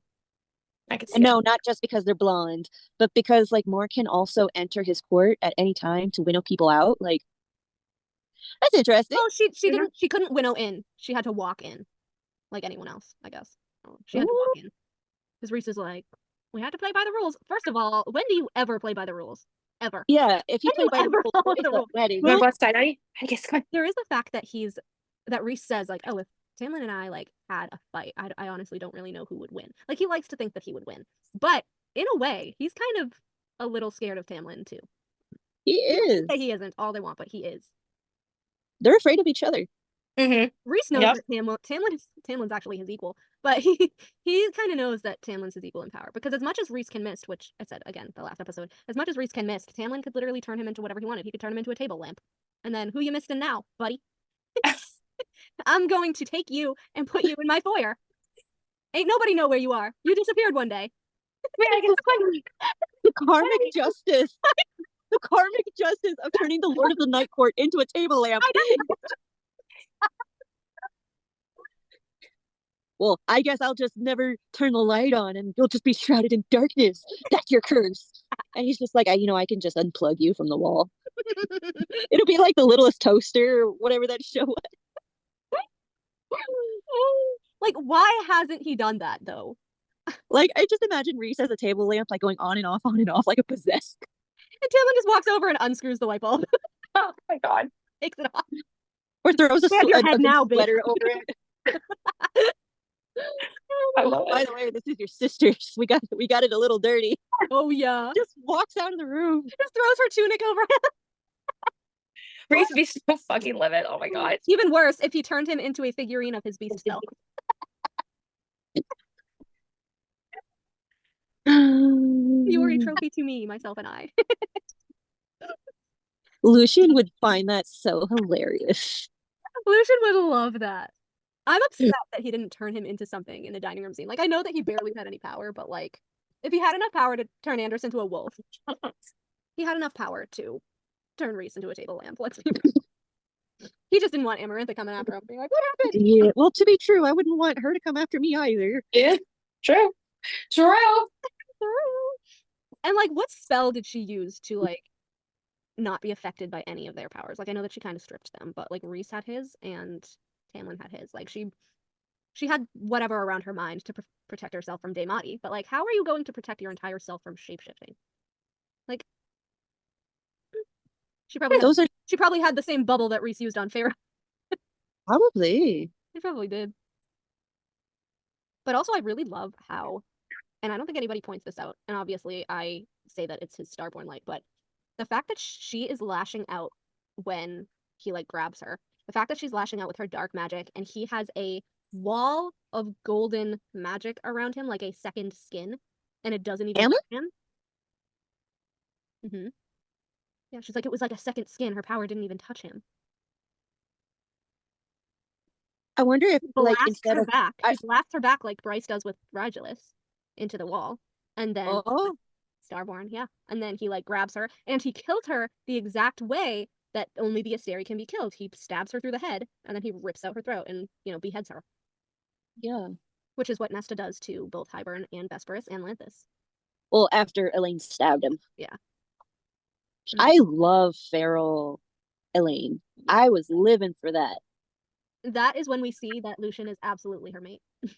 Yeah, and like I feel like a lot of people don't give her a lot of credit. Like she's a fierce little inner fire. Hello. I love her fire. Oh my god. I will bring this back all the time, but when Nesta says fuck you and she's like laughing, I don't think you've ever said that to me. And then in book 1, when Feyre like turns to Lucien, she's like, you prick, and he laughs and he's like, much better. That's true. They have the same sense of humor. Yeah. He's like, much better. He's like, I like you. Yeah. So like Lucien has just as much fire. I mean, Elaine has just as much fire as Lucien. She just needs to heal a little bit. Lucien needs to heal a little bit back to who he was too.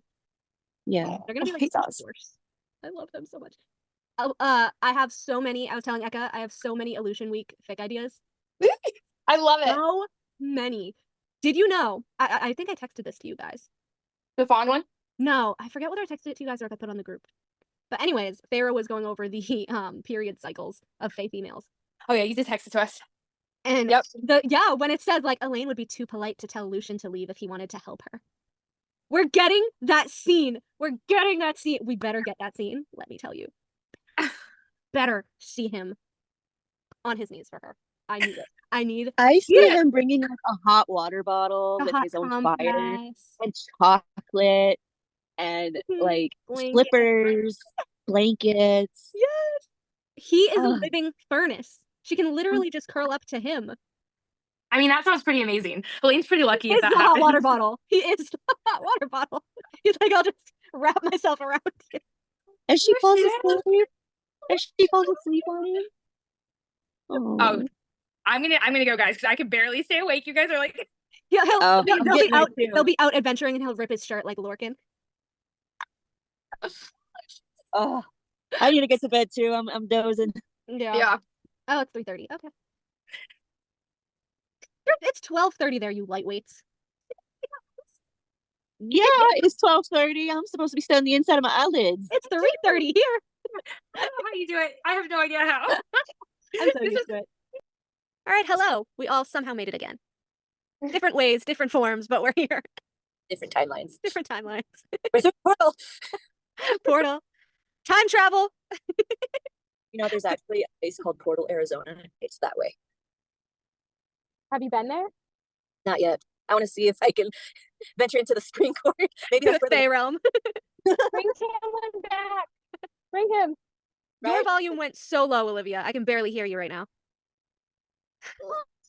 And you're freezing a lot. All right. Hello? You there? Girl? I'm here. Can you see me? I can see you. I can't hear you that well, though.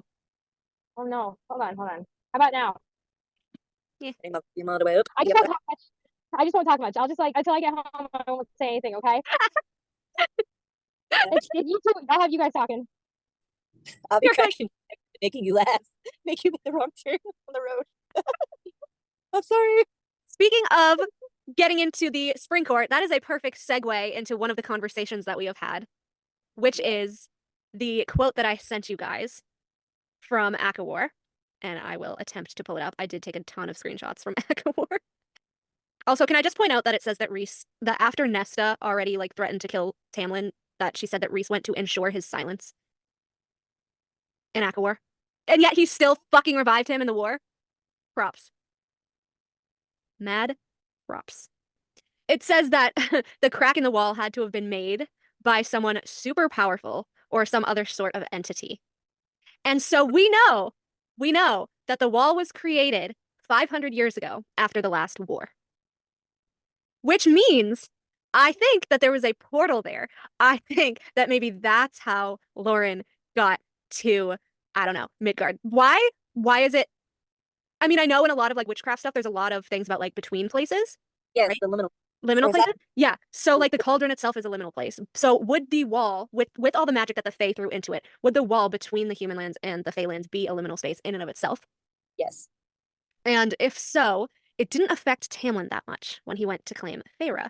But who made the crack in the wall? Like they were like, who made the crack in the wall? Like, why? Why is there a crack in the wall?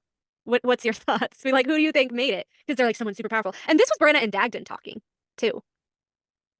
Literally thousands-year-old Hybern relatives. No, I just imagine like baby Tamlin just like playing outside, like flying a kite with his wind magic, and all of a sudden there's this wall, and he's like, "What? What? What just happened? Mama, what's that?" And that makes sense because Reese is like, oh yeah, or they were like, oh, I didn't fight in the war, I was a child.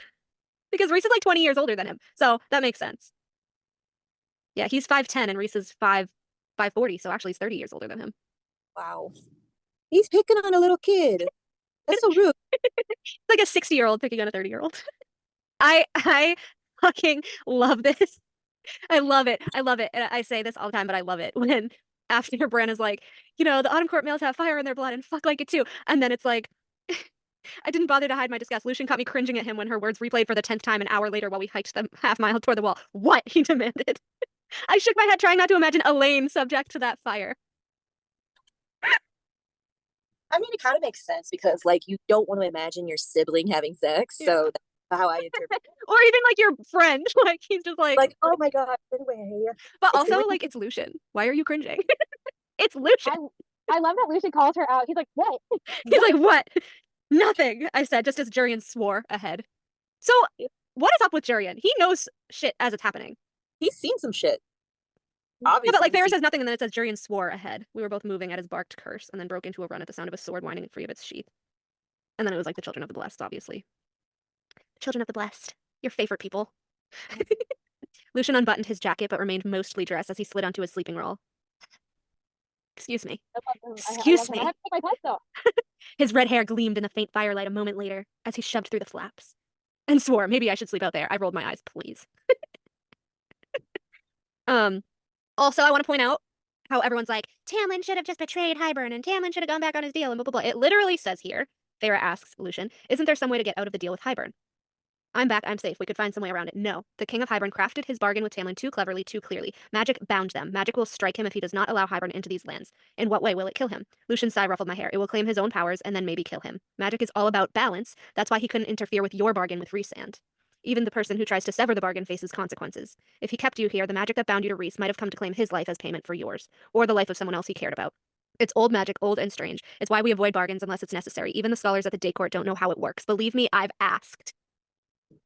He spent a lot of time at the day court. For me, you asked them for me. Yes, I went last winter to inquire about breaking your bargain with Rhys. Why didn't you tell me? We didn't want to give you false hope, and we didn't dare let Rhys get wind of what we were doing in case he found a way to interfere and stop it. So Ianthe pushed Tamlin to Hybern instead. He was frantic. The scholars at the day court worked too slowly. I begged him for months. He wanted to act, not wait, despite the letter that you sent, because of that letter you sent. I finally told him to go ahead with it after that day in the forest. It was Lucien. Lucien! He's so loyal. But can I also point out that he spent that whole monologue saying that if Tamlin interfered with their bargain, it would kill him, and then he chose to be the one to interfere with their bargain by going to the day court, so it would kill him instead. He's so loyal. Lucien, I love you. He said, yes, I went last winter to inquire about breaking your bargain with Rhys. It would have killed you then. But here's the thing. Though. He already had a mate at this point. Didn't he? No, he said last winter, so it was Akamath. So this is before he realized that Elaine was his mate. Yeah, because that was the end of Akamath. He's talking about beginning of Akamath when he was taking her for the week and everything, yeah. Lucien, putting his life on the line again for his friends. But that also explains, too, why Tamlin didn't interfere at the wedding. Or, like, everyone's like, why didn't Tamlin stop Rhys from taking Feyre? He can't. He couldn't. Even though he was like, I'll give you anything. I'll do anything. And Rhys was like, hey, you can't. Rhys knew. Interesting. But he spent time in the day court. This just lends that he fucking knows. Come on. Him and Helion know. They know. Let me go talk to my daddy. They totally know. Maybe that's why Helion in Silver Flames was so, like, ruffled and, like, upset and didn't want to go home because he, like, can't hang out with his son, Lucien, right? I don't know. I don't know. Or because he knows that Lucien was off looking for Vasa and Koshi's dangerous. Yeah. Yes. Maybe we're wrong. Maybe he was more concerned about Lucien than we all realize. something going on at home, and he's just like, I just need some peace. I just need a chill. Like, peace, like, I want to know the extent of his powers. Like, is he able to track people with his powers? Because was he looking for, like, a place to, like, where he could track Lucien to make sure he was, like, alive? The thing. And if so, Here's the is that why Elaine has tracking powers? Because would be Lucien's equal, which would kind of be a day court power. Which also kind of mimics Az's power as a spy master, if you think about it. That's another quote I wanted to. Oh my god, I saw a quote, and she was talking about Lucien being Tamlin's emissary, and it says right after that, I wondered if emissary was the same thing as being a spy master. That's interesting. Book 1. What did you spot? So I'm like, so Lucien. That's why like Lucien and Az know all the tea. They're both spy masters. There's a reason. She's like, there's a reason that they put that fox mask on your face. She's like, oh, the sly fox. I get it now. In the cave. It must make sense because, like, when Farah was Rhys's emissary for the Night Court, she was also his spying. Yeah. Yeah, exactly. Ugh. Okay, I like really hate that he says that Tamlin killed the sentries who were on guard, though. I feel like he wouldn't do that. I know. After he got the last bit of information from them, he executed in front of everyone in the manor. Did he though? I mean, that would be like mate behavior, though. Rhys would do it. Yeah. Rhys would do that for. Yeah. He literally said, "Oh, I would tear the world apart to get you back." But Tamlin does it, and he's the bad guy. Yeah. But that's mate behavior. And why are their scents the same? It's so confusing. I don't understand it. Are they really mate? I begged him for mercy. He couldn't listen. The sentries didn't try to stop him. They didn't dare. Farah, he's a High Lord. He's a different breed. We were backed into a corner with no options, none. It was either go to war with the Night Court and Hybern, or ally with Hybern, let them try to stir up trouble, and then use that alliance to our own advantage further down the line. What do you mean? She breathed. So Lucien let it slip that they were spies. Lucien realized what he said and hedged. We have enemies in every court. Having Hybern's alliance will make them think twice. Liar. Trained, clever, liar. He was not letting her know that they were spies, but he kind of let her know that they were spies, and she's just stupid enough and didn't understand. Wait, who's the spy in the Night Court? Oh my god. No, Tamlin and Lucien were spies in Hybern, but he was telling Farah that they're allies and that they have to behave. So wait, he didn't want her to know because she was still connected to Rhys, and he knew that because of his eye. Remember? So when he Don't said drink that. Here. Is that allyship to Hybern or allyship to Tamlin? Hybern. He was saying that him and Tamlin were allied to Hybern. Yeah. Because he's like, we can either go to war with the Night Court and Hybern, which was to get her back. He didn't, or ally with Hybern, which is really fake ally, but he wasn't telling her that they were a spy and that it was just part of the deal. And that's why Farah was like, liar. He's lying. And then she's like, well, even if they are our allies, I still hate them. And he's like, yeah, me too. I rolled onto Lucien's bedroll at some point. I bet you did. I did. I bet you did. We'd shared a tent and had been very cozy upon awakening. Who would not? Branna was prowling for the stream by the time I'd finished. The princess gave me a cold, thin smile. I'd pick Baron's son, too. I stared at the princess beneath lowered brows. She shrugged, her smile growing. Autumn court males have fire in their blood, and they fuck like it, too. How does she do this? I suppose you know from experience? Why do you think I had so much fun during the war? I didn't bother to hide my disgust. It was definitely one of his other nasty brothers. Baron. Or Baron, because Oh, she said sons. She said sons. Well, she's like 1,000 years old. I know. And that's when it was like Lucien caught me cringing at him for the 10th time. What? What is it? What is it? What? Why are you making that funny face at me? Nothing. And then Farah's Daemati magic is kind of weird here with the Children of the Blessed. Because it says, I beheld pieces of their lives like shards in a broken mirror, flashing every which way. Is that like magic? Is that like no, truth magic? I don't know. Their minds yielded like butter melting on my tongue. Weird. Okay. I love how she did exactly what Rhys did to her in book 1. Right. The young man flinched a little bit, so soft, defenseless. I slammed into their minds too hard. The dark-haired girl was rich, educated, headstrong, had wanted to escape an arranged marriage. The ruddy-haired girl had known nothing but poverty and her father's fists, which had grown more violent after they'd ended her mother's life. The young man had sold himself on the streets of a large village until the children had come one day and offered him something better. Aww. I was finished before 3 heartbeats had passed, before Branna had even drawn breath to say, there is no death here, only pleasure if you are willing. And then she told them to, like, not be willing and all that stuff. That's truth magic. She found out what their truth is, and same with Rhys. When she was human and mind, he found out that she had feelings for Tamlin. He had her whole story. Except for her name, apparently, because he believed it was Claire. Yeah. Lies. There is no fucking way he didn't know Claire was real when he was in her fucking brain. Liar. Liar. I hate him. I hate him. Okay, but also this little thing with Jurian was really cute. Um, So Farah makes the humans disappear, and obviously Bran and Dagden are pissed. And it says, a moment later, a male body came up beside mine, not Lucien. I realized with a jolt, but did not so much as flinch. And then it says, Jurian's eyes were on the place where the humans had been. Thank you, he said in a rough voice. I don't know what you're talking about, I replied, well aware that Lucien carefully watched from the shade of a nearby oak tree. Jurian gave me a knowing smirk and sauntered after Dagden. Jurian knew she was Daemati. Uh-huh. How did he know, though? But the fact that he said thank you for saving them, that was kind of cute. He spent I'm telling you. He spent all that time watching Rhys have sex with Amarantha. Yeah. Well, he knows shit about Rhys. Like, he probably knows exactly how many people Rhys killed with that power. And so he knows how to spot it. Jurian is too smart for his own good. Like, the male flinching and whatever, he's probably like, she's in his head right now. So he already knew that she was Rhys's mate. He is so on point. It's scary. Careful, or you might not sound like Hybern's faithful pet. A low, hateful laugh. That's what you think I am, isn't it? His dog. What's the end goal, then? I have unfinished business. This is Jurian. Miriam is dead. That madness danced again, replacing the rare lucidity. Everything I did during the war was for Miriam and me, for our people to survive and one day be free, and she left me for that pretty face prince the moment I put my people before her.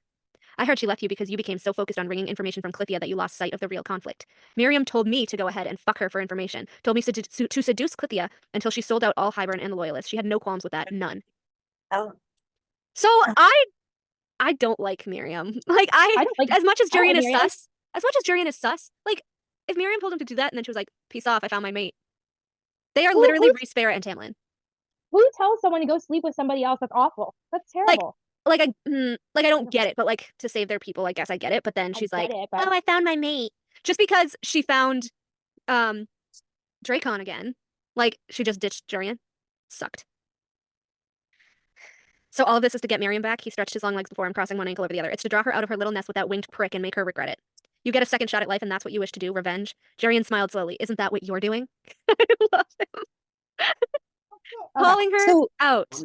I remembered to furrow my brow in confusion. Against Rhys, I would one day like it. That's what they all say when they pretend he's a sadistic murderer. You forget I knew him in the war. You forget he risked his legion to save Miriam from our enemy's fort. That's how Amarantha captured him, you know. Rhys knew it was a trap for Prince Draken. So Rhys went against orders and marched his whole legion to get Miriam out for his friend, for my lover, and for that bastard Draken's sake. Rhys sacrificed his legion in the process, got all of them captured and tortured afterward. Yet everyone insists Rhysand is soulless and wicked. But the male I knew was the most decent of them all, better than that prick Prince. You don't lose that quality no matter the centuries, and Rhys was too smart to do anything but have the vilification of his character be a calculated move. And yet here you are, his mate. The most powerful High Lord in the world lost his mate and has not yet come to claim her, even when she is defenseless in the woods, he chuckled. Perhaps that's because Rhysand has not lost you at all, but rather unleashed you upon us. He knows, he knows. I had never heard that story, but it seems so like my mate, and I knew the flames between us now smoldered in my eyes as I said, you'd love to hear yourself talk, don't you?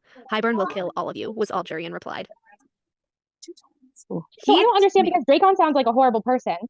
He sounds like what? And what do we know about him at all? All we know about him is from Rhys and Miriam. We know that he was supposed to marry the Queen of the Blacklands. She was kind of like Amarantha, awful. She had slaves. Miriam was actually a slave that she bought specifically for Dracon as like a gift. And he was like, what the fuck? I don't want a slave as a gift. He fell in love with Miriam.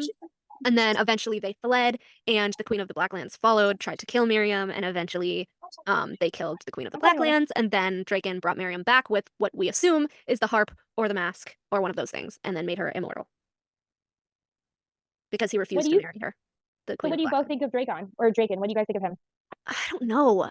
I don't get why they were introduced yet. Like, okay. And I do, like, they're probably going to have a big part of Jurian's arc, unfortunately. Yep. What do you think, Eka? Yeah, I agree. So then it says the next morning when they find the children of the blessed dead or whatever, it says that Farah had 3 daggers, Lucien had 2, as well as an elegant short sword. Narvin. Narvin! Lucien's sword! Again! And that's when he kills them with it. That's when he kills them with it. Lucien slid from the tent, limbs loose and ready to shift into a defensive position. He'd been trained, he'd once told me, at the Autumn Court and at this one. Like Rhys, he usually opted for words to win his battles, but I'd seen him and Tamlin in the practice ring. He knew how to handle a weapon, how to kill if need be. And then she goes back and she's like, Lucien wouldn't win against the Illyrians. Bitch! I don't think Feyre knows what she's talking about. She has no idea. I'd seen him and Tamlin in the practice ring. If he can fucking hold his own against Tamlin, it's because, 1, he is the heir of a High Lord himself. Do we think that Tamlin knows? By the way, I meant to ask you guys that. Why don't you think so, Eka? Well, actually, he is son of a High Lord, so And he just doesn't Tamlin's know the which one. And He Tamlin's just the one doesn't know that which one. says, oh, there are markers when you're going to be chosen to be the next blah, blah, blah, blah, blah. And we know that Lucien wears a glamour just like Tamlin does from Summer Solstice. Ooh. I think Tamlin knows. I don't think Tamlin, he might not know it's Helion, but I think he definitely knows that he would be chosen. Yeah. I think he knows it's Helion because in the scene in Hybern, Tamlin was watching Lucien spell cleave. His eyes were like on Lucien. Yep. And the fact that he never Tamlin questions Eris.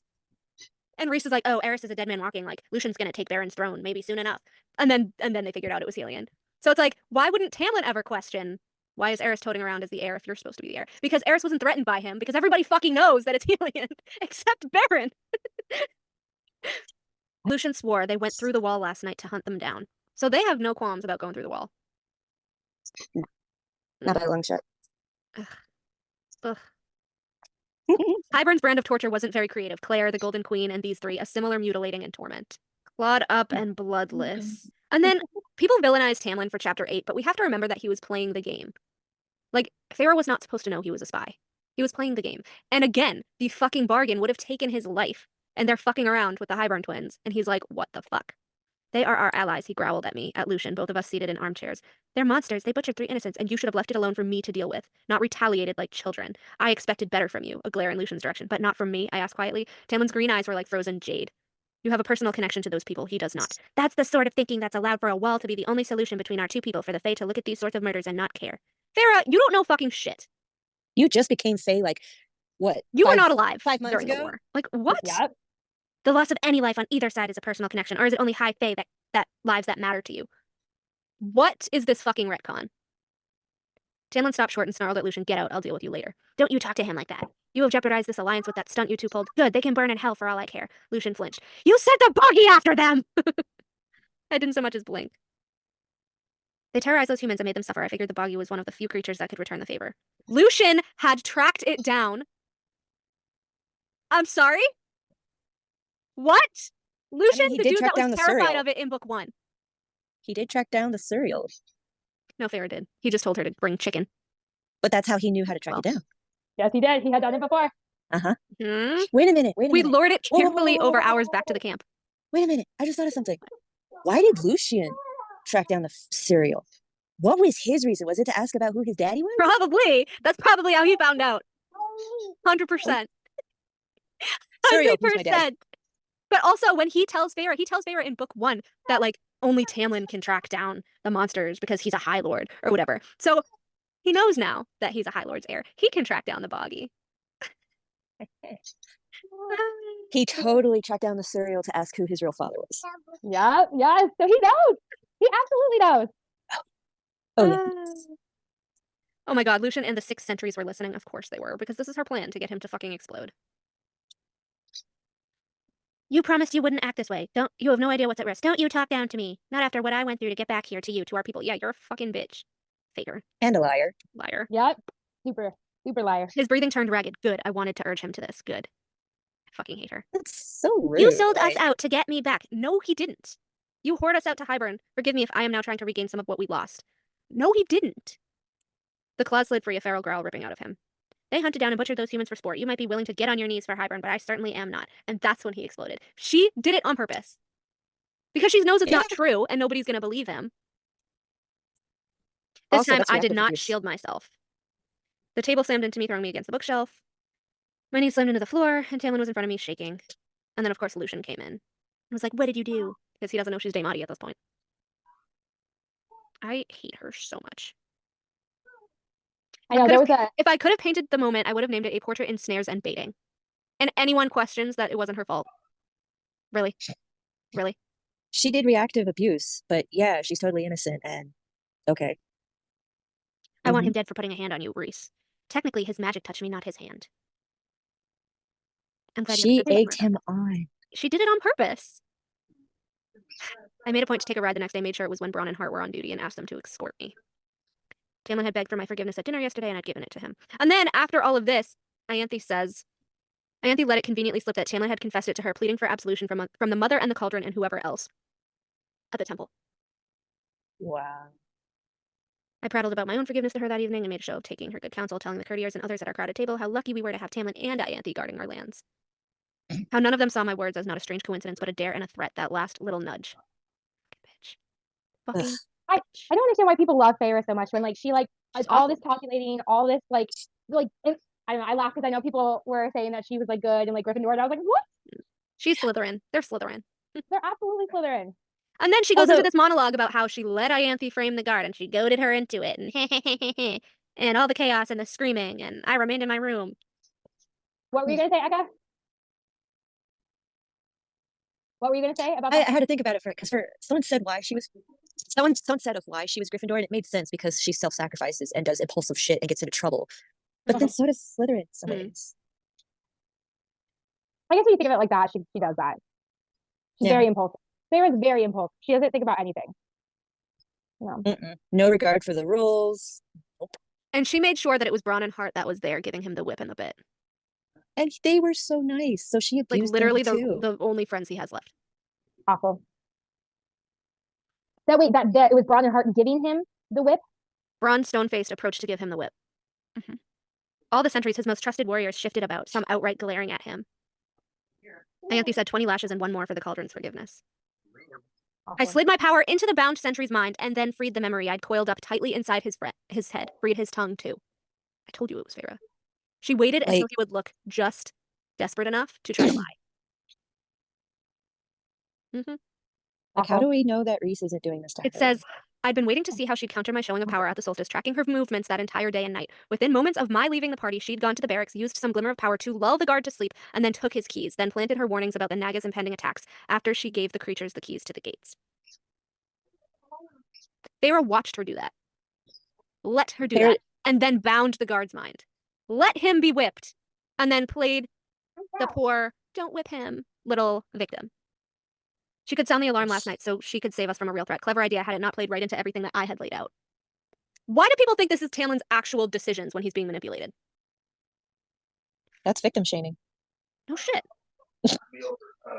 It's so annoying. Tamlin unfurled the whip onto the dirt. I hate this so much. Ianthe's face remained serene as always. Tamlin, to his credit, studied the sentry for a long moment. Ianthe lifted her chin. With all due respect, it is not your judgment to make, blah, blah, blah, blah, because she was talking to Feyre. You'll take the word of a sentry over that of a high priestess? I looked at Tamlin, then saw his eyes sharpen as well with understanding. Too many protests from Ianthe. Oh, he was well aware that Ianthe had perhaps planned the Naga attack to reclaim some shred of power and influence as a savior of these people. His mouth tightened in disapproval. I'd given them both a length of rope, and now they will hang themselves with it. Fucking hate her. I dared one more step forward, upturning my palms. Perhaps it was a mistake. Don't take it from his hide or his honor. Let's hear him out. Tamlin's eyes softened. He remained silent, considering. But then behind me, Branna snorted. Pathetic. Everyone could hear it. Weak, vulnerable, ripe for conquest. I saw the words slam through Tamlin's face as if they were shutting doors in their wake. There was no other interpretation, not for Tamlin. Ianthe assessed me, standing before the crowd, the influence I'd made so very clear I was capable of stealing. If she admitted guilt, whatever she had left would come crumbling down. Tamlin opened his mouth, but Ianthe cut him off. There are laws to be obeyed. Traditions. He has broken our trust and let our blood be spilled for his carelessness. Now he seeks to accuse a high priestess of his failings. It cannot go unpunished. 21 lashes, High Lord. And then Feyre goes, please just listen to him. The guard hanging between the posts had hope and gratitude in his eyes. In this, my revenge edged towards something oily, something foreign and queasy. He would heal from the pain, but the blow to his honor, it would take a little piece of mine as well. Because she fucking set it up, and she admits it right here. That her revenge was oily and queasy. That's called guilt, Feyre. That's called guilt. Tamlin stared at me, then Ianthe, then glanced at the smirking royals, and then to Jurian, who crossed his arms. Like I'd gambled, Tamlin's need for control and strength won out. Ianthe was too important an ally to risk isolating. No. She was working with Hybern, therefore not taking her side would make her run back to him, and that would break their bargain, which would kill him. You fucking idiot. Tamlin turned to the sentry tied to post, put the bit in, he ordered Bronn. They had no idea, none, that I'd goaded her into it, pushed and pushed her to reveal just what a snake she was, how little anyone without a title meant to her. It wasn't much of an act when I put a hand to my throat, backing up a step, then another, until Lucian's warmth was against me, and I leaned into him. The sentries were sizing up Ianthe the royals. Tamlin had always been one of them, fought for them, until now. Hate her. She's the worst. I don't know how anyone could read this and not know exactly what went on. It's crazy to me. It's really wild, guys. Tamlin drew back the whip. The thunderous crack as it cleaved the air snapped through the barracks, the estate, the very foundations of the court. And then Feyre was like, she says that she I remained at the barracks tending to the groaning sentry, drawing away bloody bowls of water while the healer patched him up. So she was trying to act like, oh, she felt so bad for him.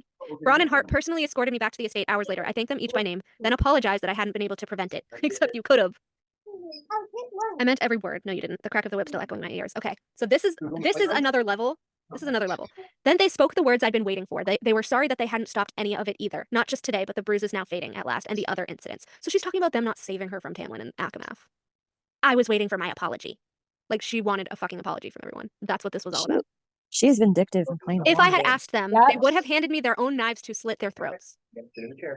Ew, predator. Mm-hmm. Yep. Yeah, no. Ugh. The Hybern Royals didn't care, blah, blah, blah. Jurian winked at me as if he too saw the game in motion as I packed my bag that night. He just And likes that's right chaos. there. Yeah, but he has that power with his kid detect powers and riches. That's Jurian on that test on her website. Jurian winked at me, saw the game in motion.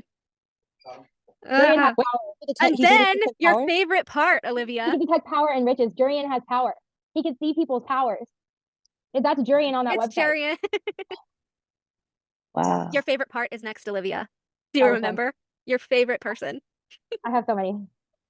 Alice laid the pack she prepared beside my own, picked up the brush on the vanity, and beckoned me to sit on the cushioned bench before it. I obeyed. Then she said, when you leave tomorrow, I will leave too. My nephews are packed, the ponies ready to take us back to the summer court territory at last. It's been too long since I saw my home. I know the feeling. I wish you well, lady. For the rest of your days, however long they may be, I wish you well. Don't ever tell Tarquin you know me. There's a blood ruby with my name on it. She understood it well enough. I was a hunted enemy of the summer court. Only my death would be accepted as payment for my crimes. Not with Tarquin. Come on. Alice squeezed my hand. Blood rubies or no, you will always have one friend in the summer court. And you will always have one in mine. She knew which court I meant and did not look afraid.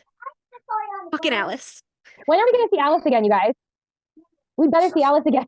Who's going to the summer court? Unless Not Lucien the and Night Elaine Court. just fucking travel everywhere. I don't know. I can see it. When Anyway, back to the crack in the wall. Who do you think it was? Maybe Tamlin sneezed. you know what's funny? It's like, it kind of does sound like it was just Tamlin, doesn't it? Like, I don't know. When I read it again, I'm like, oh, it was Tamlin who did it. I don't know. No, because Yeah. well, no, because he was also assessing the wall, and they're like, oh, something great and powerful must have passed through here, like more than a High Lord. I don't. That's why I'm thinking it might have been like a portal opened up there or something. Yeah, or like, is that like High Lady? Is it Lauren, Rhysand's sister? Did she do that? Well, More than because High Lord? I don't again, know. she would have been the starborn heir. Yeah. Like Bryce. And she opens up portals. She opens up her own portals, you guys. Why did we not like connect the two of them together? I know. Why didn't I connect it? I know you two got it. What? Well, could she have by herself without the blades? Because she didn't have the blades. There was Truth Teller. Did Lauren hand Azrael Truth Teller? Is that how he got it from Lauren? I don't know. Is that why he's so sad? Like she's like, oh, safekeeping. What if it was Maeve when she came to drop off her child? Imagine. He was a world walker. For this theory, I love it. I'm like obsessed with what you guys are talking about. It's so cool. Yeah, I just for the people listening, I put on our chat earlier that I've always wanted Rhys to be like not just a descendant of Maeve, but I thought it would be really cool if he was actually Maeve's child and that he just Daemadi'd himself into the Night Court family, like Maeve did with the Fey Queens, pretending to be their older sister. And that would be like such a plot twist. It would make sense as to why everyone's afraid of Rhys, like why he's so cunning, like why he can twist everything. It would be the That is so quiet. It would also explain why Moore has been keeping her distance. She has Truth truth magic. magic. She has truth magic. She sees the bullshit. Jurian has kind of that magic. Yeah. He sees the bullshit. But could have, I mean, Rhys could have went into her mind. And that's why she's like, oh, my cousin. Oh, my cousin. Oh, my Mhm. cousin. Like, they all believe him. But her power would still work. He wouldn't alter her power, Mhm. just alter her mind. But her power is somewhat separate of her mind. I found it weird that he's like this all-powerful High Lord, right? But then during the war, like the one time that he missed it, he was like sweating and panting like a dog. Like, what other powers are you using right now to make you so tired? Do you have this mind glamour on all of your inner circle to just love you? Like, All of Valerius. all of Valara's, yeah. Because it's said so many times that he is supposed to rule above Hewn City. Like the most debauched people. The awfulest people. He's like, yeah, it is the seat of my power to everyone outside the Night Court. It's weird. Someone's awfully quiet over there, sipping her water bottle. Sipping the tea, bitch. I'm sipping tea. Okay, I'm going to do the Eris and Baxian thing then, real quick. Okay. And then Um, tell me when you do the common one and I'll get off. Okay, so Do you actually know the answer to those questions, Ayaka? Yes, she does. Okay. Oh my gosh. Maybe. Wait, okay, let me just ask you this before, but don't spoil anything. Do you know who Rhys is? Like, for a fact, do you know who Rhys is? I have speculations, and that's all I'll say. Okay. All right, go ahead. I want to hear about Eric Sebastian. Oh, Matthew, I don't know this. When I finish Tog, we are gonna sit and like talk about it because there's so much to talk When about. I finished Tog 6 months later. I'm good. Y'all are both gonna be crying at the I end don't of cry Empire for books. Storms. I don't. You're gonna be crying for this one? I will not. I swear I will not. Oh, I'm gonna cry. I kind of know a lot of what happens anyway. Don't think. I won't. I won't. There's a quote that just kind of. I know. Mm, I know what you're talking about. mm. Mates. Oh my gosh. Anyways, back to my Baxian heiress comparison. Sort of. So this is when Baxian is telling Hunt about his life story in Crescent City 3 on Avalon Island in the barn. Crescent City 3. So Shit that happens in the barn stays in the barn. so Hunt was telling him Hunt was telling him about his mom and all of this stuff, and then Baxian goes into his life story about his parents, how they were like not supposed to be together and all this stuff. And I guess Sandriel didn't really know about the extent of whatever happened. So it says, Baxian laid a blanket over the next pallet. From then on, I was on my own. Neither side of the family would take a half-breed, as they made sure to call me. So I learned how to fend for myself in the slums, how to keep hidden, how to listen for valuable information, how to sell that information to interested parties. I became good enough at it that I made a name for myself. The Snake, they called me, because I fucked over so many people. And Sandriel eventually heard about me and recruited me for her Triari to be spy master and tracker. The Snake became the Hellhound, but I kept a few touches. The memory of Baxian's reptilian armor flashed through Hunt's mind. I hated it. Hated Sandriel, hated Lydia, who I always thought could see through me, but what else was I going to do with myself? Serving in Sandriel's Triari was better than living in the slums, always looking over my shoulder for whoever wanted to knife me, but the shit she had us do, ... He pointed to the scar Hunt had given him. I deserved this. We all fucked up shit for Sandriel, Hunt said. Yeah, but you didn't have a choice. I did. You chose to turn away from it to mitigate the damage when you could. Does that not sound like Eris and Baron? No, you know who and that Lucien sounds like? and Azrael? No. You know who that sounds like? Who? Sam. Huh? Sam. Sam? Oh yeah, Sam.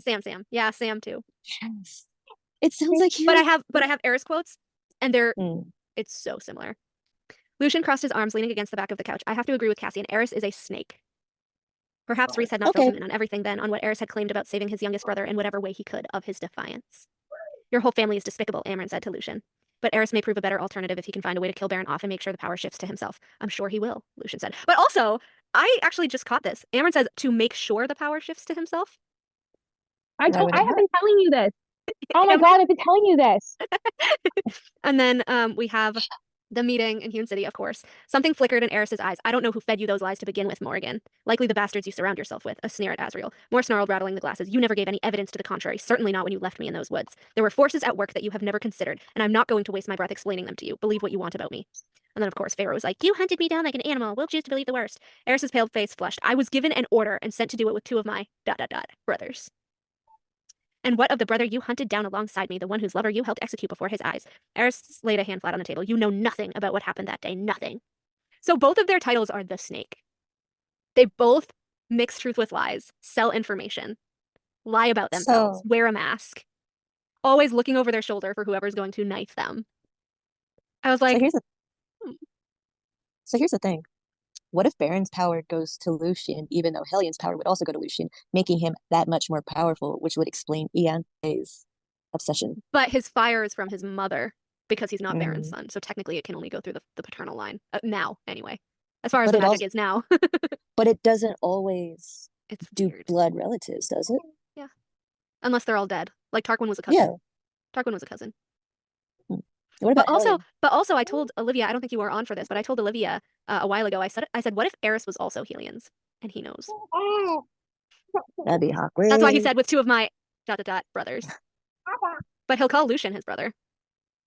Interesting. I remember this now. And how he says, like, how Azrael says he wants our bid to become High Lord. Like, if he's the heir, why the fuck does he need a bid? That's the thing I'm telling you, is that Eris is like working hard to get people to vote for him, but it's the magic that chooses, not people, so I don't understand what he's doing. He knows shit, and I don't know what he knows, and he's asking for bids, and Amren is saying he'll make sure the power shifts to him. Do they have a spell book in Autumn? Because that is giving me vibes of Ianthe making the magic choose her for the right. What if their brothers are not Lady Autumn's? I feel like Baron what if Baron had mistresses? Maybe that's how Gwen comes into play. You guys, what if Gwen is Baron's and not Eris's? Nice. She can't be. No, they were under the mountain. Amarantha didn't let the High Lords out, except for Reese. Reese? Yeah, how do we know? It would have been Eris because Rhys says that she only let out the people that would grovel at her, like aside from the High Lords. And then we have Eris like all over her in book 1. So obviously she would send him to go do the right. And also Gwen looks just like Eris. Baron has brown hair and brown eyes.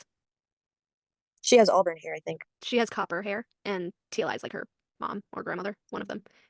Because Katrin had the black hair and the dark eyes, Katrin had the dark hair, the dark eyes, and Gwen had the copper hair and the teal eyes. So Katrin looked like Baron. Well, Katrin looked like their grandmother, who was a full nymph. And we know the nymphs have the dark hair, the dark eyes. Oh. And Gwen looked like her mother, who looked like her father, the Autumn Court male that the grandmother seduced. But it's weird because Gwen says, like, or maybe her mom had the blue eyes because Gwen says, oh, like, I'm a third water nymph or whatever, but enough for these. And then she points to her eyes. But, like, nymphs have dark eyes, as far as we know. But wait a minute. So would Eris be her father or her grandfather? Her father. I think both generations were from the Autumn Court. Because it says that her grandmother seduced a high fae male that was, like, near the border or something, near Spring, which would be, like, a sentry or a guard. I'm convinced it's one of Baron's guards. And then, like, Eris was the father, which is why she has the copper hair. So. What if it's Andrus? Andrus. It was an Autumn Court person. Andrus was from Spring. But yeah, I think it was just like a guard for the grandfather, and then Eris as the father. And so 2 generations of Autumn Court, whatever, gave her copper hair, and then the teal eyes like her mom. And yeah, I think she looked like her mom, and Katrin looked like the grandmother. Because Katrin also had the webbed fingers, remember? The webbed hands. The webbed hands. Did you guys see how I texted you about the Snow Queen thing? How I think Moore's story might be. I was all over that shit. That she might be the Snow Queen. Oh yeah. What? I didn't see that. When was that? You did? Last week? That was a couple of I was gonna say that was a couple of days ago, but yeah, it was last week. Was it? Okay, so I'm gonna go back in it. It's been, I told you guys, everyone has throat flu over here, so we were sick, and I've been like, I only go on Instagram like a little bit and all stuff. But just tell me why you think Moore is the Snow Queen. Oh my god. I was like reading the story, and so there's 4 parts of the story, I guess, and like 2 parts of it take place in like the winter and the Snow Queen's realm, whatever. Valahan, as we said, is cold and snowy. That's where Moore is right now. And then half of the story takes place in the spring, in Spring Gardens. Oh, and, even better. And even it's about like 2 children. One was like it's like a long story, but like the pieces of the evil mirror shattered, and a piece went into his heart, and it turned him like hard-hearted and evil and all this stuff. And then she took him away, and the little girl went on this quest to find him and heal him and all this stuff. And she met like this grandmother who lived in a spring wood, and the grandmother tried to glamour her memories so that she didn't remember him. Striga. Yeah. And then she eventually like sees a rose, which reminded her of him. Sees a rose that reminded her of the boy that she loved because they used to play among the roses. Who is this giving, right? And she eventually finds him and heals him with her love. And if Moore has truth magic, I was like, who are the children? Is it Tamlin and Lauren? I think so. And does Moore know the truth? Is it Moore and not Azriel that knows? Or both. Or both. Yeah, or both. Well, here's the thing. Even better. Guess what? What? Guess when the Snow Queen was published? Fucking winter solstice. December 21st. Farah's birthday. And in Akafas. Wait, whose birthday? Farah's. December 21st. Yeah. Yep. Why would she make Farah's birthday the Snow Queen's though? It's the darkest night of the year. And Moore is journeying to the cold, snowy place. She has the blonde hair. Also, hear me out. Okay. Snow Queen was published on the solstice, which is Farah's birthday. In Akafas, that's when we see Moore's little POV. Her weirdness with Farah, too. Uh-huh. Oh, it's being handled. It's fine. Changes the subject. Morgan. The secret house in Valahan, is that like a castle and not a house? Because it seems huge. She was talking about the giant library and everything. It's either a castle or a manor. And is Valahan where the like Lapland, is that like near the Lapland Lake where the cauldron used to be? Because Lapland is the name of, I think, the town in the Snow Queen. Lapland is the name of the town in the Snow Queen story, Olivia. So what are you guys saying? You think Moore is the secret Snow Queen? I think Moore is the Snow Queen, and that would make sense because who's her best friend? High Lady of Winter. High Lady of the Winter Court, Vivian. Who is also Lady of the Lake. Could be. No, in lore. Oh, Vivian. In folklore. Wait, so what are you guys saying? That they're like all evil? No, I think that Moore knows Not the truth about necessarily. Tamlin and Lauren. And I think that But story why- is going to come full. This is why I said she has to release the novella with the next book. It literally doesn't make sense if she doesn't. It has to be a double release. Huh? Tamlin's. The next book is Tamlin's. The next book is Tamlin's. It has to be. If Moore knows all the fucking tea about the sister and shit, why is she never there when she's brought up? Never. Never there when she's brought up. Not in CC3, not in CC2, not in ACAFast. She's never there. Wait, She never what is talks about her Lauren either. to Lauren again? No, she doesn't. Cousin. They're cousins. Reese's cousin, yeah. And there were I'm trying to pull it up right now if I can find it. So there's when the little girl gets trapped by like the grandmother who wants to keep her or whatever, she like hides all the roses so she doesn't remember the boy that she loved, so she wouldn't continue to try to find him. And so the girl is like talking to all the flowers because they're like sentient, I guess. And the flowers are telling her like each of their stories and all this stuff. And so there were like 3 particular stories. Oh, here they are. That are just like characters in ACOTAR, like their stories. It's so weird. I said, okay, so the broken mirror that the Snow Queen has, I said it sounds exactly like the Ouroboros. It's like the mirror of truth or whatever. And it like shatters and it goes into the kid's heart, blah, blah, blah, blah, blah. I said, remember Hybern also calls her a queen, and we couldn't figure out why, right? I said I think Gerda and Kai would be Tamlin and Lauren. Feyre also calls her a queen. And like Akameth, yeah. I said, would Gerda and Kai be Tamlin and Lauren because Kai becomes bitter and hateful? Tamlin, how they're trying to make him be. And also blame him for Durian's shit. And this would make sense also as to why she ruined their wedding, because she knew Lauren was alive. Oh, shut up. I would freaking love that. If she knew, like, fuck. Well, so, okay, so it was mutually beneficial because Reese was her Mate. her cousin, was her mate, so she's like, I help him out. I'm helping Lauren out. Yup. Yup. Together. I said she's besties with Vivian, the roses in the story. Tiger Lily, what did the Tiger Lily say?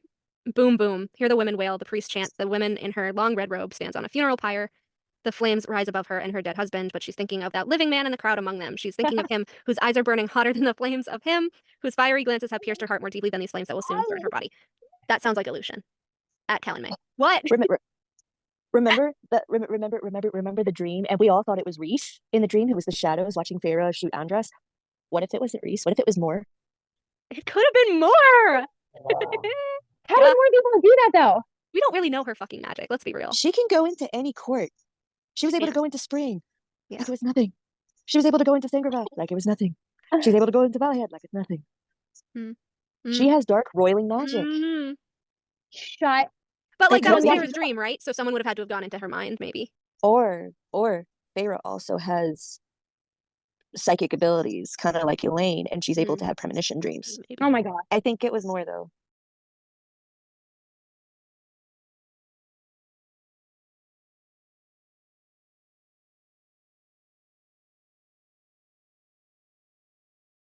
But 3 of these flower stories like connect to other people. So that first one that I just said about like the flames and like watching the male through the flames and his fiery eyes, thinking of him whose eyes are burning hotter than the flames, whose fiery glances have pierced her heart more deeply than these flames that soon will burn her body to ashes. Can the flame of the heart die in the flame of the funeral pyre? That sounds like a Lucien. Like Elaine lost her humanity and now she's connected to the male with flames in his eyes, right? The second one I said, fucking Lauren Donnell in her villa, okay? Like on point. It says, what did the trumpet flower say? An ancient castle rises high from a narrow path in the mountains. The thick ivy grows leaves upon leaves where it climbs to the balcony. There stands a beautiful maiden. She leans out over the balcony to look down the path. No rose on its stem is as graceful as she, nor is any apple blossom in the breeze so light. Hear the rustle of her silk gown sighing, will he never come? Oh, don't tell me that. That's sad. Will he never come? Like, she's waiting for him. She's like the visitors. And Bryce ruined it. Bryce did ruin it. Bryce! What is waiting for you? And then we have the fucking this one got cut off, but it says, what did the snowdrop say? Between the trees, a board hangs by 2 ropes. It is a swing. 2 pretty little girls with frocks as white as snow and long green ribbons fluttering from their hats swinging. Their brother, who is bigger than they are, stands behind them on the swing with his arms around the ropes to hold himself. In one hand, he has a little cup, and in the other, a clay pipe. He is blowing soap bubbles, and as the swing flies, the bubbles float off into the air, and then it got cuts off. I don't know. I don't know about that one. Memory of them playing when they're younger, maybe? I don't know. Oh yeah, could have been Reese, Moore, and Lauren. Yeah. And then this one, I said, is this the Archerons and their ultimate maid deaths? What did the Hyacinths say? There were 3 sisters, quite transparent and very fair. One wore a red dress, the second wore a blue one, and the third went all in white. Okay, And so hand in hand, they so- danced in the clear moonlight beside a calm lake. They were not elven folk, they were human beings. The air was sweet, and the sisters disappeared into the forest. The fragrance of the air grew sweeter. 3 coffins in which lie the 3 sisters glide out of the forest and across the lake. The fireflies hover about them like little flickering lights. Are the dancing sisters sleeping, or are they dead? The fragrance of the flowers says they are dead, and the evening bell tolls for their funeral. the lake What were you could be gonna the say, cauldron. Eka? The lake could be the cauldron. The first sister would obviously be Nesta with her navy blue dresses. The The first second one would wore a red dress. be- Actually, the red dress could be Elaine. Remember Crimson, Day Court. The second would be blue for, I don't know, blue. Oh, blue for Farah, Night Court, and then white, the color of death, for Nesta. White is the starfall gown. Oh my Was god. it blue or Oh, white? shit. I thought it was blue. It was like white. it's like supposed to be a star, right? It's like a light It's like shimmery Like a blue. light blue. Oh, Yeah, I silvery. think it's It's silvery like- blue. I didn't think of it as blue. I saw it as like silver, like Mm. white, silver, opalescent. So that would be the starfall gown. Definitely And she's the the 3 third. sisters. And she's the third sister. She's the youngest. Oh my god. Oh my god. What? It says, could Kai really be dead? The roses have been down under the ground and they say no. We do not know him. And then, so they're basically saying that, like, Lauren isn't dead. Tamlin isn't dead. Because I think she kind of flipped the script a little bit. With Lauren being the one presumed dead. And I still think that she's the one that Elaine means when she says, I can hear her crying. Everyone thinks Yeah. she's dead. I still That's think what I think too. it's Yeah. Lauren. Yep. Yep. That's what I think too. And she's just in her villa, just like, when will he come? Ugh! Take this fucking antidote. Can you imagine if the next ACOTAR book just so like SJM said that like you can't really read the rest without reading Crescent City, right? So what if the next ACOTAR book literally just opens up with Lauren taking the fucking antidote? I'm gonna freak out. I'm gonna And then freak like out. chapter 2 back in Prithian. We don't know what the fuck happened. But she's coming. So the next book is going to be the ACOTAR book. So then it would Yeah. be Tamlin, and then the very Tamlin. last chapter, he would think of Lauren. And then Ah, that's when it But by goes then he'll already forth. be mated. He's not gonna be mated. Lauren isn't late. Get under fire. Lauren is his just Minda. Except she never No. died. Yes. No, wait, wait, Yes. Oh do my you gosh, still this is stay? crazy. Do you still stay mates with the person you're mated to if you go to another world, I don't know. or does the That's the physics? question. Imagine if she gives Tamlin 2 mates. People would be Yeah. pissed. She said she might do it. Who's he gonna choose? Oh, also, I forgot to mention real quick. Valahan has a king and queen. Mhm. They have They a do. king and queen. So how would that be more then if they have one? Or it could be the Snow Queen. It doesn't mean she has to be the queen of Valahan. I don't know. She's just an emissary there. She's another queen. I don't know. So who do you guys think the king and queen and Valhan are? Who knows? They're just gonna be the king and queen of Valahan. Oh my gosh, it's so crazy. I don't know. I don't know. I don't know. I don't know. Okay, girls, I'm gonna have to head out. How is she gonna weave in all these fairy tales in like 2.5 books? That's what I'm worried about. Does it have to be 2.5 books? Like, is she going to make more? Well, like again, she's like, well, I'm contracted for these 3, but let's be honest, it's gonna be a lot more. But like, you haven't renewed Said your contract much. left yet. Yeah. Like and you there's did rumors, for the other 2 series, but you didn't for this series yet. and there's that rumor speculating that this is going to be the final one, and I'm like, no. No, she has like even if this one's put out, she still has the novella and the other one to do. So I'm just afraid it's literally gonna take her like 10 years to do these 3 books. Yeah. I hope Like- not. I'm gonna be fucking old by then. I'm older than you. We're all gonna be old by then. We're all going to be old. Ah, it bothers me. It bothers me. I know. I don't want to wait that long. I know. I know. I know. I don't know. I don't know. Jurian makes me suspicious because he knows shit. Moore makes me suspicious because she knows shit. Az makes me suspicious because he knows shit. Tamlin, So does Eris. Eris, all these people, like, their entire story could be one book if they had just communicated all of this shit for the last 500 years. No, The let's keep all biggest the secrets. miscommunication trope. The biggest miscommunication trope happens to Ever. all the characters. And it's just Ever. like, really? 500 years and y'all can, like, go to therapy? We know that there's a What? therapist in the House of Wind that Gwen used. Yeah. They're just stealing it away from him. Anyways, tell me what you know about Connell. That he kind of hates his position that he's in. Ooh. Well, I would assume so. Which people are like, oh, well, Reese was Amarantha's sex slave, right? That's just another mirror between him and Reese. He was Maeve's sex slave. Generational curses. That's why I'm convinced that Maeve had a child she didn't want because obviously she didn't want children. And it's Mm. like, let me just world walk and drop this piece of shit in another planet. And Go take over Cassie's this like, planet, youngling. and Cassie's like, your clothes are so fancy. Let me pick on you. But Little yeah, did there's he know. like their kid definitely mated with like someone of Celine's line, and like that's Reese's father's line. Convinced. Because if it was down the generation so long, then the wolf shifter would have just been bred out of them. Just like the Asteri bred the high Fae ears out of the shifters in Crescent City. They did the opposite in Akatar. They bred the shifter out of the Fae. And that's also why Feyre reflects more of the wolf side. Mm-hmm. And Nesta. Yes, and Nesta, who is also a wolf. I know. That's why I'm saying she's his bog mate. Well, They don't too have bad to they get couldn't. Too bad they together. couldn't breed the Valg out of them. They don't have That's to why get his dad was together. like, "Oh fuck, we fucked up." They don't have to get together. I just want it to be on paper like, yeah, they're actually mates. And this is why Reese has all this animosity towards Nesta. And no, he's not going to tell Feyre because he keeps secrets from her. But then it's like, if Erd is supposed to be like, I mean, I know Erd is fate technically, but if she is supposed to like kind of be fixing everything, maybe she thrives off of some chaos, because then why would you have two people who both have a side of Valg in them to procreate, to then have a strong Valg in their child, aka Reese, to manifest again? I don't get it. I don't know. I feel like Erd just like sits on her couch and drinks too much and then burps out like multiple days and she's like, oh shit, my bad. And you Like, get she a mate, hiccups. and you get a mate, and you get a mate. Oh, I probably should have taken into account some of your powers, but it's fine. You'll Like do fine. she just hiccups like, oh, you are not supposed to be with you. You do not have the body to produce an heir with this person because And Nesta and like Cassian.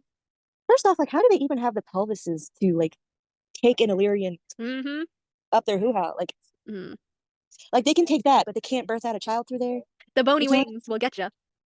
But see, this is why I said that there's no way Nesta and Cassian are true mates. And there is a possibility that Reese and Feyre would be, because their child would not have had wings if Feyre didn't shift that time. So they're still, everyone's like, well, they wouldn't have been compatible. Yeah, they were, because Reese doesn't have to have his wings out and Feyre doesn't have to be Illyrian. They would have just had a high Fae child, right? But the fact that Nesta had to magically give Alter. herself, mess with her DNA and skeletal structure. That's so a sign that they are not true mates. It's weird. I mean, some could probably argue, well, if it was Erd, if it was Fate, then Fate probably knew that Nesta would do that. And it's like, But then if it really? was fate, then they would have just had her change in the cauldron anyway. Mhm. It wouldn't have been Nesta herself who had to physically change it. Fate would have changed it already. Weird. Unless But then she's Fate. but then there's the whole thing where I was saying that Clotho is Erd, and that's why I think those males cut out her tongue, because I think she was just speaking things into existence. And people were like, "Shut the fuck up." Oh man, Yeah. I can imagine her singing with Gwen, and then all of a sudden she doesn't have a tongue to sing. That just makes me sad. Mm. Ugh. It's so sad. I don't know why. But yeah, Clotho, I don't know. Fucking Clotho. She's connected to everybody who knows shit. And I saw a glimpse. I have to reread that part of Akamath, but Clotho was in Akamath. Mm-hmm. Yep. And Feyre was suspicious of her. Clotho was the one who made Cassian arrive first for Nesta. Clotho was the one who made sure that Rhys tore the ravens apart with his bare hands. Clotho was the one who made sure Azriel's necklace went to Gwen. Yeah, she's Fate, or at least one of the Fates. I think Nesta at Definitely. least. I think Nesta is one of the other Fates. The death, yeah, the cutter. I think that would be cool. That's the power she stole, I think. And that's why Was- Cassian hasn't fucking died yet.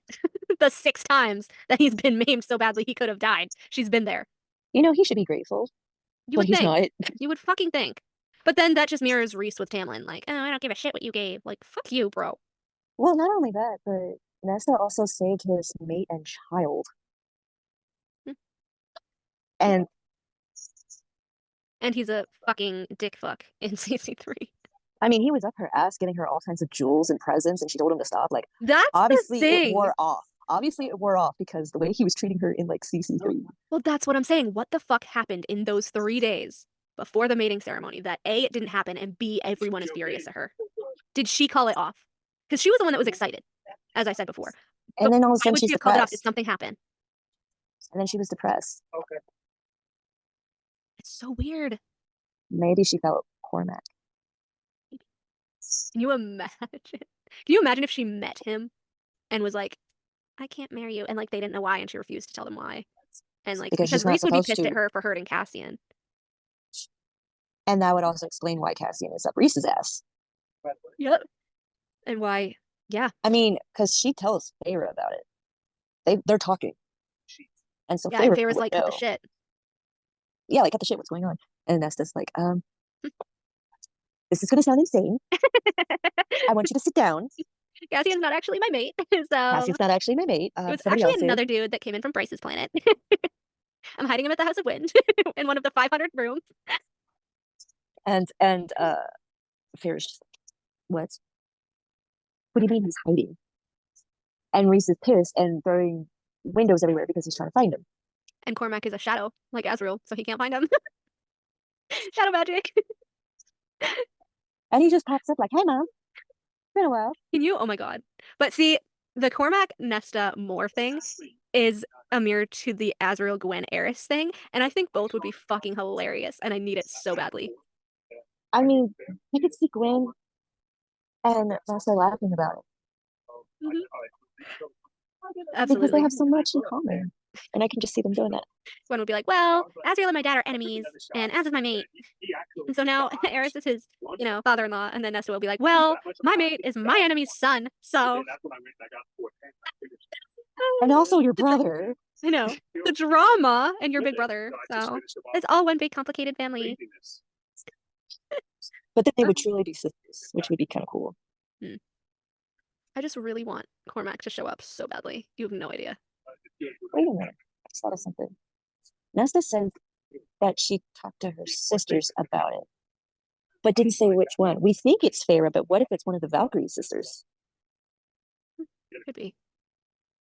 Like, where was Elaine? Where was Elaine? Where was Elaine? The spring court with her mate and Tam Tam? I think she was helping Tam Tam. I think she was helping Tam Tam. I definitely think that she was helping them out. I think she's the owl, which would also play into the Snow Queen. Mm-hmm. And Maeve. Oh. Maeve's owl. This is why Reese is keeping her around. So twisted. Yeah. No, her little messenger. Oh, yeah. Yep.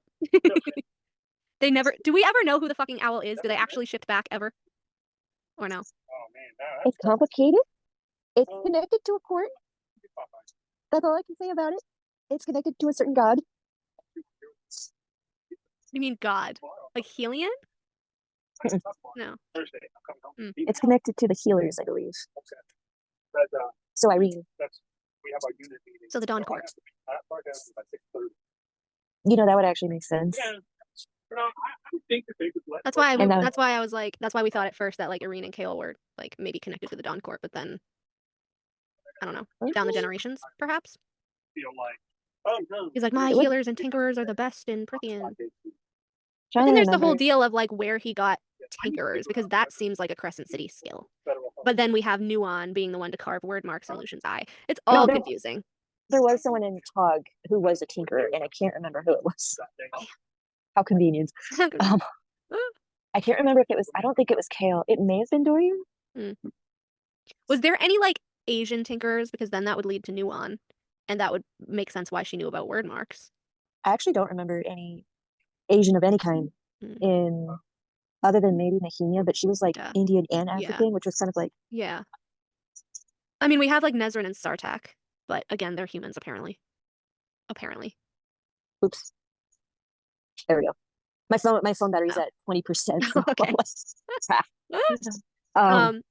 But you said that Nezrin and I guess Sartak had magic. Did they? How do they have magic? Oh, well, the humans kind of, I guess, had some magic, right? Hearth magic. Was it like raw magic, like Dorian's? Similar. How does Nuon I guess they know? I guess they would be considered Asian. They feel like Middle Eastern. Yeah, they are Asian. Yeah. And Nuon has golden skin, up tilted eyes, black hair.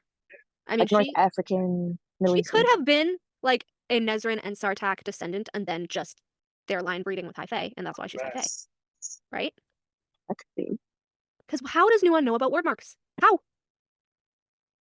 And the fact that Amren herself, which I have said before, but the fact that Amren herself, the minute that Lucien walks in and she walks up to him and she looks at his metal eye, she goes, clever work. What? Amren, the person who fashioned her body after Nuance people. Clever work? Unless that's some of the scholars, which that also kind of that gives me a little bit of the ick because it plays into Asian stereotypes, East Asian stereotypes. But That like is the something that Sarah fact- J. Maas does. She did it with the Irish stereotypes. Yeah. But I don't know, because if Amryn was a Steri/Valg and she noticed the word marks on Lucian's eye, clever work. And like Lucien has been the one in the Autumn Court when he was little, them telling them about how Amryn was a nightmarish bedtime story. We also don't know the full extent of Lucien's magic. I mean, we're just now getting into it, so we don't know I know. all of the powers connected to that eye. Is that what's keeping Baron from seeing that he's actually Hellions? I honestly just think that Lucien is saying that his eyes can see all that stuff just so that he doesn't tell people that, it's really his day court magic. But I think a small handful of people know, but they're not going to tell anyone because, again, his mom is in danger, right? But then that just leads back to fucking Rhys. And, how many times did he threaten Lucien with the threat of his mother being hurt? Like 5 times. We still don't know her name. We still don't know that much about her, and yet she is so prized. Mm-hmm. Powerful, Similar to fire-wielding, Elaine. noble family. Who? Very similar to Elaine, who's been coddled. And Lady Hawthorne. What is her name? What is her name? We know the father's name. We know it was Padraig, which is the dad, and then Tristan and Sathia. We don't know the mom's name. The mom with blonde hair and green eyes, and a cold face. I feel like her name would be Anya, or a T name like Tamlin, because I'm convinced. Well, I'm convinced that she is either his aunt or his twin. Because you cannot tell me, and I've said this to Olivia, but you cannot tell me that Tamlin's father wouldn't immediately sell off his younger sister to another Spring Lord of a different planet with Hybern's help. Yeah. Right? Sounds about right. And if she was Tamlin's twin, he would do the same thing. Oh, I don't want a fucking girl. Get rid of her. Baron would also do the same to any. Which is why I'm like, Cormac must be Eris's son. Although And Eris Mor's wouldn't really have a choice if she wanted to keep him from Baron, but Baron probably would have done the same thing. I don't know. That would also explain Eris's words where you don't know everything that's going on outside of yourself. You don't know what I had to give. I don't give a shit. Well, fuck you. Fuck you more. Did he just winnow into her womb and take Cormac out and just do a Maeve and Rhys and just go, here you go? Oh my god. Because he just shows up at random times from little pockets of space in molecule size. So did he just show up in there and just take the baby out and go boom and boom? But what I don't get is why Mor acts like she doesn't know. I don't give a shit what you gave. Okay, you don't know what he gave? Because I don't believe you. And then he's like, there are forces at work that you have no idea about. So Eris knows some stuff that even Mor doesn't know. And this is also coming from someone who has truth magic and she doesn't know. And Eris specifically says that he learned how to shield himself from Daemati magic ages ago. The biggest missing puzzle is who, I know we think Mor, but the biggest missing puzzle is why did Cormac never bring up his mom or make we don't. It's the missing piece. Unless there's a magical gag order. No. I don't know how she's gonna write all of this. I just want to the thing is she doesn't even really write things down. She keeps it all up in here because she knows if she writes it down, people are gonna know. Olivia says, still freaking out about those flower stories. Can you text them? I said I sent screenshots last week. We'll have to look. I don't know where she's gonna take any of this. She could literally just make shit up as she goes.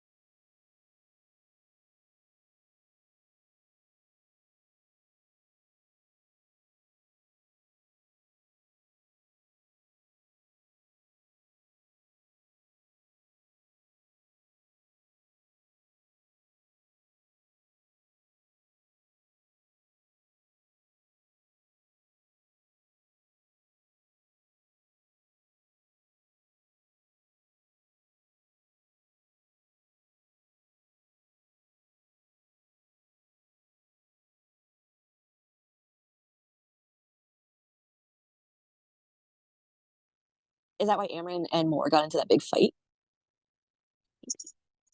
Ooh, maybe.